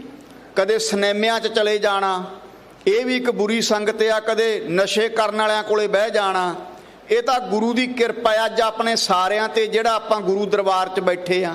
ਜਿਹੜਾ ਬੁਰੀ ਸੰਗਤ ਤੋਂ ਆਪਣੇ ਆਪ ਨੂੰ ਬਚਾ ਗਿਆ, ਰਥੀ ਸੂਰਮਾ ਹੈ। ਤੇ ਜਿਹਨੇ ਫਿਰ ਦਸੇ ਇੰਦਰੇ ਵਸ ਵਿੱਚ ਕਰ ਲਏ, ਉਹ ਮਹਾਰਥੀ ਸੂਰਮਾ ਹੈ। ਤੇ ਜਿਹਨੇ ਸਿਮਰਨ ਕਰਕੇ ਮਨ ਰੂਪੀ ਦੁਸ਼ਮਣ ਨੂੰ ਜਿੱਤ ਲਿਆ, ਉਹ ਭਾਈ ਸਾਰਿਆਂ ਤੋਂ ਚੋਟੀ ਦਾ ਅਤਰਥੀ ਸੂਰਮਾ ਹੈ। ਹੁਣ ਆਪਾਂ ਵਿਚਾਰ ਕਰੀਏ, ਆਪਾਂ ਕਹਿ ਦਿੰਦੇ ਹਾਂ ਗੁਰੂ ਸਾਹਿਬ ਨਾਲ ਆਨੰਦਪੁਰ 40 ਸਿੰਘ ਸੀਗੇ। ਉਹ 40 ਸਾਡੇ ਵਰਗੇ ਨਹੀਂ ਸੀ, ਰੋਟੀਆਂ ਖਾ ਕੇ ਮੰਜਿਆਂ ਤੇ ਬੈਡਾਂ ਤੇ ਲੇਟੇ ਮਾਰਨੇ। ਉਹ 40 ਉਹ ਸੀ ਜਿਹੜੇ ਨਾਮ ਜਪਦੇ ਜਪਦੇ ਕਲਗੀਆਂ ਵਾਲੇ ਦਾ ਰੂਪ ਹੋ ਚੁੱਕੇ ਸੀਗੇ। 40 ਉਹ ਸੀਗੇ ਜਿਨ੍ਹਾਂ ਬਾਰੇ ਬਚਨ ਕੀਤੇ ਹੈ, ਖਾਲਸਾ ਮੇਰੋ ਰੂਪ ਹੈ ਖਾਸ, ਖਾਲਸੇ ਮੈਂ ਹੋ ਕਰੂ ਨਿਵਾਸ। ਖਾਲਸੇ ਦਾ ਅਰਥ ਹੁੰਦਾ ਸ਼ੁੱਧ। ਕੀ ਆਪਾਂ ਖਾਲਸੇ ਹਾਂ? ਕਹਿੰਦੇ ਆ ਵੀ ਖਾਲਸਾ ਰਾਜ ਨਹੀਂ ਅਜੇ ਮਿਲਦਾ, ਅਜੇ ਆਪਾਂ ਲੈਣ ਵਾਲੇ ਨਹੀਂ। ਜਿਸ ਦਿਨ ਲੈਣ ਵਾਲੇ ਹੋ ਗਏ ਆਪਾਂ, ਖਾਲਸਾ ਰਾਜ ਤਾਂ ਸ਼ਾਮ ਤੱਕ ਦੇ ਦੇਣਾ ਮਹਾਰਾਜ ਨੇ। ਬਾਬਾ ਬੰਦਾ ਸਿੰਘ ਬਹਾਦਰ ਨੂੰ ਖਾਲਸਾ ਰਾਜ ਦੀ ਪ੍ਰਾਪਤੀ ਹੋਈ ਗੁਰੂ ਦੀ ਕਿਰਪਾ ਨਾਲ। ਸ਼ੇਰੇ ਪੰਜਾਬ ਮਹਾਰਾਜਾ ਰਣਜੀਤ ਸਿੰਘ ਨੂੰ ਮਿਲਿਆ। ਬਾਬਾ ਜਰਨੈਲ ਸਿੰਘ ਖਾਲਸਾ ਦੇ ਸਮੇਂ ਵੀ ਖਾਲਸਾ ਰਾਜ ਸੀ। ਉਹ ਲੈਣ ਵਾਲੇ ਸੀਗੇ, ਉਹ ਖਾਲਸੇ ਸੀ। ਆਪਾਂ ਅਜੇ ਉਹੇ ਜਿਹੇ ਖਾਲਸੇ ਨਹੀਂ ਬਣੇ। ਤੇ ਜਿਸ ਦਿਨ ਆਪਾਂ ਉੱਦਾਂ ਦੇ ਖਾਲਸੇ ਬਣ ਗਏ ਤੇ ਖਾਲਸੇ ਦਾ ਰਾਜ ਹੋ ਜਾਣਾ। ਪਰ ਹੋਊਗਾ ਜ਼ਰੂਰ ਇੱਕ ਦਿਨ। ਯਾਦ ਰੱਖਿਓ, ਖਾਲਸੇ ਦਾ ਰਾਜ ਪੂਰੇ ਵਰਲਡ ਵਿੱਚ ਹੋਵੇਗਾ। ਅੱਜ ਵੀ ਖਾਲਸੇ ਦਾ ਰਾਜ ਹੈ। 150 ਤੋਂ ਉੱਪਰ ਦੇਸ਼ਾਂ 'ਚ ਇਨਸਾਨ ਸਭ ਝੁੱਲਦਾ ਹੈ। ਜਿਹੜਾ ਅਸਲ ਖਾਲਸਾ ਪਿਓਰ, ਉਹ ਅੱਜ ਵੀ ਬੇਪਰਵਾਹ ਹੈ। ਉਹ ਅੱਜ ਵੀ ਰਾਜ ਹੈ ਉਹਦਾ। ਸਾਧ ਸੰਗਤੋਂ ਕਿਸੇ ਦੀ ਕਾਣ ਨਹੀਂ ਮੰਨਦਾ। ਇਸ ਕਰਕੇ ਉਹ ਰਾਜਿਆਂ ਦਾ ਰਾਜ ਹੈਗਾ ਜਿਹੜਾ ਸਿਮਰਨ ਕਰਦਾ ਹੈ। ਸੋ ਇਸ ਕਰਕੇ ਆਵੋ ਮਿਲੋ ਸਹੇਲੀਓ। ਸੋ ਜਿਹੜੇ ਕਲਗੀਧਰ ਪਾਤਸ਼ਾਹ ਦੇ ਨਾਲ 40 ਸੀ, ਉਹ ਅਤਰਥੀ ਸੂਰਮੇ ਸੀ। ਬਾਹਰੋਂ ਵੀ ਕੱਲਾ ਕੱਲਾ 1.25 ਲੱਖ ਨਾਲ ਲੜਿਆ, ਅੰਤਰੀਵ ਤੌਰ ਤੇ ਮਨ ਵੀ ਉਹਨਾਂ ਨੇ ਜਿੱਤਿਆ ਹੋਇਆ ਸੀ। ਸੋ ਮਹਾਰਾਜ ਕਹਿੰਦੇ ਆਵੋ ਮਿਲੋ ਸਹੇਲੀਓ ਮੈਂ ਫਿਰ ਦੇਹੋ ਮਲਾਏ, ਹੇ ਸੰਤ ਰੂਪ ਸਖੀਓ ਮੈਨੂੰ ਮਿਲੋ, ਤੁਹਾਡੇ ਨਾਲ ਮਿਲਣ ਕਰਕੇ ਕਿਰਪਾ ਕਰੋ ਮੈਨੂੰ ਵੀ ਫਿਰ ਪਤੀ ਪਰਮੇਸ਼ਵਰ ਦੇ ਦਰਸ਼ਨ ਕਰਾ ਦਿਓ। ਪੂਰੇ ਭਾਗ ਸਤਿਗੁਰ ਮਿਲੈ ਫਿਰ ਪਾਇਆ ਸੱਚ ਸਮਾਏ। ਪੂਰੇ ਭਾਗਾਂ ਦੇ ਨਾਲ ਸਤਿਗੁਰੂ ਸੱਚੇ ਪਾਤਸ਼ਾਹ ਦੀ ਗੋਦ ਮਿਲਦੀ ਹੈ। ਸਤਿਗੁਰੂ ਸੱਚੇ ਪਾਤਸ਼ਾਹ ਤੋਂ ਨਾਮ ਉਪਦੇਸ਼ ਗੁਰੂ ਮਹਾਰਾਜ ਦਾ ਦ੍ਰਿੜ ਕਰਕੇ ਪੂਰੇ ਭਾਗ ਸਤਿਗੁਰ ਮਿਲਿਆ। ਪੂਰੇ ਕਰਮਾਂ ਦੇ ਨਾਲ ਸਤਿਗੁਰਾਂ ਦੀ ਪ੍ਰਾਪਤੀ ਹੁੰਦੀ ਹੈ ਤੇ ਸਤਿਗੁਰੂ ਫਿਰ ਵਿਚੋਲੇ ਬਣਦੇ ਹੈ। ਫਿਰ ਪਾਇਆ ਸੱਚ ਸਮਾਏ, ਫਿਰ ਇਹ ਜੀਵ ਰੂਪ ਇਸਤਰੀ ਗੁਰੂ ਮਹਾਰਾਜ ਦੇ ਨਾਮ ਦੀ ਕਮਾਈ ਕਰਕੇ ਫਿਰ ਪਤੀ ਪਰਮੇਸ਼ਵਰ ਦੀ ਪ੍ਰਾਪਤੀ ਕਰ ਲੈਂਦੀ ਹੈ ਤੇ ਫਿਰ ਸੱਚ ਦੇ ਵਿੱਚ, ਉਸ ਸੱਚ ਦੇ ਵਿੱਚ ਹੀ ਸਮਾ ਜਾਂਦੀ ਹੈ, ਲੀਨਤਾ ਹਾਸਲ ਕਰ ਲੈਂਦੀ ਹੈ। ਗੁਰ ਕਿਰਪਾ ਜਹ ਨਰਕੋ ਕੀਨੀ ਤਾਂ ਇਹ ਜੁਗਤ ਪਛਾਨੀ, ਨਾਨਕ ਲੀਨ ਭਇਓ ਗੋਬਿੰਦ ਸਿਉ, ਜਿਉ ਪਾਨੀ ਸੰਗ ਪਾਨੀ ਵਾਲੀ ਅਵਸਥਾ ਬਣ ਜਾਂਦੀ ਹੈ ਜੀ। ਇਹ ਸਹੀਆ ਸੁਹਾਗਣੀ ਜਿਨ ਕੋ ਨਦਰ ਕਰੇ। ਉਹ ਸਹੀਆ ਸਹੇਲੀਆਂ ਸੰਤ ਰੂਪ ਸਖੀਆਂ ਸੁਹਾਗਣੀਆਂ ਹਨ, ਸ਼ੋਭਾਵੰਤੀਆਂ ਹਨ। ਕਿਹੜੀਆਂ? ਜਿਨ ਕੋ ਨਦਰ ਕਰੇ, ਜਿਨ੍ਹਾਂ ਤੇ ਸਤਿਗੁਰੂ ਮਹਾਰਾਜ ਕਿਰਪਾ ਦ੍ਰਿਸ਼ਟੀ ਕਰਕੇ, ਜਿਨ੍ਹਾਂ ਨੂੰ ਸਤਿਗੁਰਾਂ ਨੇ ਆਪਣੇ ਨਾਲ ਮੇਲ ਲਿਆ ਹੈ, ਉਹ ਭਾਗਾਂ ਵਾਲੀਆਂ ਹਨ ਸੰਤ ਰੂਪ ਸਖੀਆਂ, ਜਿਨ੍ਹਾਂ ਨੇ ਅੰਤਸ਼ਕਰਨ ਰੂਪ ਸੇਜਾ ਤੇ ਪਰਮੇਸ਼ਰ ਦੀ ਪ੍ਰਾਪਤੀ ਰੂਪੀ ਆਨੰਦ ਨੂੰ ਮਾਣ ਲਿਆ ਹੈ। ਸਮ ਪਛਾਣ ਹੈ ਆਪਣਾ ਤਨ ਮਨ ਆਗੈ ਦੇ। ਹੇ ਭਾਈ, ਤਨ ਕਰਕੇ ਮਨ ਕਰਕੇ ਗੁਰੂ ਨੂੰ ਸਮਰਪਣ ਹੋ ਜਾ, ਆਪਣੇ ਖਸਮ ਦੀ ਮਾਲਕ ਦੀ ਪਛਾਣ ਕਰ ਲੈ। ਜਿਹਨੇ ਖਸਮ ਦੀ ਪਛਾਣ ਕਰ ਲਈ ਉਹ ਤਨ ਮਨ ਗੁਰੂ ਨੂੰ ਭੇਟ ਕਰ ਦਿੰਦੇ ਆ। ਜਿਵੇਂ ਭਾਈ ਮਤੀ ਦਾਸ, ਭਾਈ ਦਿਆਲਾ ਜੀ ਨੇ ਸਤਿਗੁਰੂ ਸੱਚੇ ਪਾਤਸ਼ਾਹ ਦੀ ਕਿਰਪਾ ਦ੍ਰਿਸ਼ਟੀ ਨਾਲ ਸਭ ਕੁਝ ਗੁਰਾਂ ਨੂੰ ਅਰਪਣ ਕਰਤਾ ਤੇ ਮਹਾਨ ਸ਼ਹੀਦੀ ਦਾ ਮਰਤਬਾ ਹਾਸਲ ਕੀਤਾ। ਖਸਮ ਪਛਾਣੇ ਆਪਣਾ ਤਨ ਮਨ ਆਗੇ ਦੇ। ਸੋ ਜਿਹੜੇ ਖਸਮ ਨੂੰ, ਆਪਣੇ ਮੂਲ ਅਕਾਲ ਪੁਰਖ ਨੂੰ ਪਛਾਣ ਲੈਂਦੇ ਹੈ, ਉਹ ਤਨ ਮਨ ਸਤਿਗੁਰਾਂ ਤੋਂ ਨਿਸ਼ਾਵਰ ਕਰ ਦਿੰਦੇ ਹੈ। ਜਾਂ ਦੂਸਰਾ ਇਹ ਵੀ ਕਹਾਂਗੇ, ਜਿਨ੍ਹਾਂ ਨੇ ਸਤਿਗੁਰਾਂ ਨੂੰ ਤਨ ਮਨ ਭੇਟ ਕਰ ਦਿੱਤਾ, ਉਹ ਭਾਈ ਆਪਣੇ ਖਸਮ ਵਾਹਿਗੁਰੂ ਨੂੰ ਪਛਾਣ ਲੈਂਦੇ ਹਨ। ਘਰ ਵਰ ਪਾਇਆ ਆਪਣਾ ਹਉਮੈ ਦੂਰ ਕਰੇ। ਜਿਹੜੀਆਂ ਜੀਵ ਰੂਪ ਇਸਤਰੀਆਂ ਨੇ ਖਸਮ ਪਛਾਣ ਲਿਆ, ਘਰ ਵਰ ਪਾਇਆ ਆਪਣਾ, ਉਹ ਪਰਮੇਸ਼ਰ ਰੂਪੀ ਵਰ ਨੂੰ ਪ੍ਰਾਪਤ ਕਰ ਲੈਂਦੀਆਂ ਹਨ। ਹਉਮੈ ਦੂਰ ਕਰੇ, ਘਰ ਵਰ ਪਾਇਆ ਆਪਣਾ। ਜਿਹੜੀਆਂ ਜੀਵ ਇਸਤਰੀਆਂ ਨੇ ਪਤੀ ਪਰਮੇਸ਼ਵਰ ਨੂੰ ਵਰ ਦੇ ਰੂਪ ਦੇ ਵਿੱਚ ਪ੍ਰਾਪਤ ਕਰ ਲਿਆ, ਉਹਨਾਂ ਦੇ ਅੰਦਰੋਂ ਹੰਗਤਾ ਦਾ, ਹਉ ਹੰਗਤਾ ਤੇ ਮੈਂ ਮਮਤਾ ਦਾ ਨਾਸ਼ ਕਰ ਦਿੰਦਾ ਵਾਹਿਗੁਰੂ। ਹਉਮੈ ਦੂਰ ਕਰੇ, ਅੰਦਰੋਂ ਹਉਮੈ ਦਾ ਨਾਸ਼ ਹੋ ਜਾਂਦਾ ਉਹਨਾਂ ਜੀਵ ਇਸਤਰੀਆਂ ਦੇ, ਜਿਨ੍ਹਾਂ ਨੇ ਭਾਈ ਵਰ ਦੇ ਰੂਪ ਦੇ ਵਿੱਚ ਵਾਹਿਗੁਰੂ ਪਰਮੇਸ਼ਰ ਨੂੰ ਪ੍ਰਾਪਤ ਕਰ ਲਿਆ ਹੈ। ਨਾਨਕ ਸੋਭਾਵੰਤੀਆ ਸੁਹਾਗਣੀ ਅਨ ਦਿਨ ਭਗਤ ਕਰੇ। ਉਹ ਜੀਵ ਰੂਪ ਇਸਤਰੀਆਂ ਸ਼ੋਭਾਵੰਤੀਆਂ ਹਨ। ਕਿਹੜੀਆਂ? ਸੁਹਾਗਣੀਆਂ ਹਨ। ਕੌਣ? ਅਨ ਦਾ ਮਤਲਬ ਹੈ ਰਾਤ, ਦਿਨ ਦਾ ਮਤਲਬ ਹੈ ਦਿਨ। ਜਿਹੜੀਆਂ ਦਿਨ ਰਾਤ ਵਾਹਿਗੁਰੂ ਪਰਮੇਸ਼ਰ ਦੀ ਭਗਤੀ ਕਰਦੀਆਂ ਹਨ, ਉਹ ਜੀਵ ਰੂਪ ਇਸਤਰੀਆਂ ਸੁਹਾਗਣਾ ਤੇ ਸ਼ੋਭਾਵੰਤੀਆਂ ਹਨ। ਉਹਨਾਂ ਦੀ ਲੋਕ ਪਰਲੋਕ ਦੇ ਵਿੱਚ ਜੈ ਜੈਕਾਰ ਹੁੰਦੀ ਹੈ। ਸੋ ਇੱਥੇ ਸ਼ਬਦ ਵਿੱਚ ਮਹਾਰਾਜ ਨੇ ਦੱਸਿਆ ਕਿ ਜੀਵ ਰੂਪ ਇਸਤਰੀਏ, ਜੇ ਤਾਂ ਤੂੰ ਪਤੀ ਪਰਮੇਸ਼ਵਰ ਨੂੰ ਪ੍ਰਾਪਤ ਕਰ ਲਿਆ, ਲੋਕ ਪਰਲੋਕ ਵਿੱਚ ਜੈ ਜੈਕਾਰ ਹੋਵੇਗੀ। ਹੇ ਜੀਵ ਇਸਤਰੀਏ, ਜੇ ਤੂੰ ਵਾਹਿਗੁਰੂ ਪਰਮੇਸ਼ਵਰ ਨੂੰ ਪ੍ਰਾਪਤ ਨਹੀਂ ਕਰੇਂਗੀ ਮਨੁੱਖਾ ਜਨਮ ਪ੍ਰਾਪਤ ਕਰਕੇ, ਤਾਂ ਤੈਨੂੰ ਲੋਕ ਤੇ ਪਰਲੋਕ ਦੇ ਵਿੱਚ ਧੱਕੇ ਪੈਣਗੇ। ਇਹ ਸ਼ਬਦ ਦੀ ਇੱਥੇ ਸਮਾਪਤੀ ਹੈ। 2 ਦਿਨ ਦਾ ਸਮਾਂ ਸੀ। ਐਸਾ ਕੋਈ ਸ਼ਬਦ ਨਹੀਂ ਜਿਹੜੇ ਸ਼ਬਦਾਂ ਨਾਲ ਦਿੱਲੀ ਗੁਰਦੁਆਰਾ ਪ੍ਰਬੰਧਕ ਕਮੇਟੀ ਨੂੰ ਦਾ ਧੰਨਵਾਦ ਕਰੀਏ। ਆਪ ਸੰਗਤਾਂ ਦੇ ਦਰਸ਼ਨ ਕਰਾਏ ਹੈ।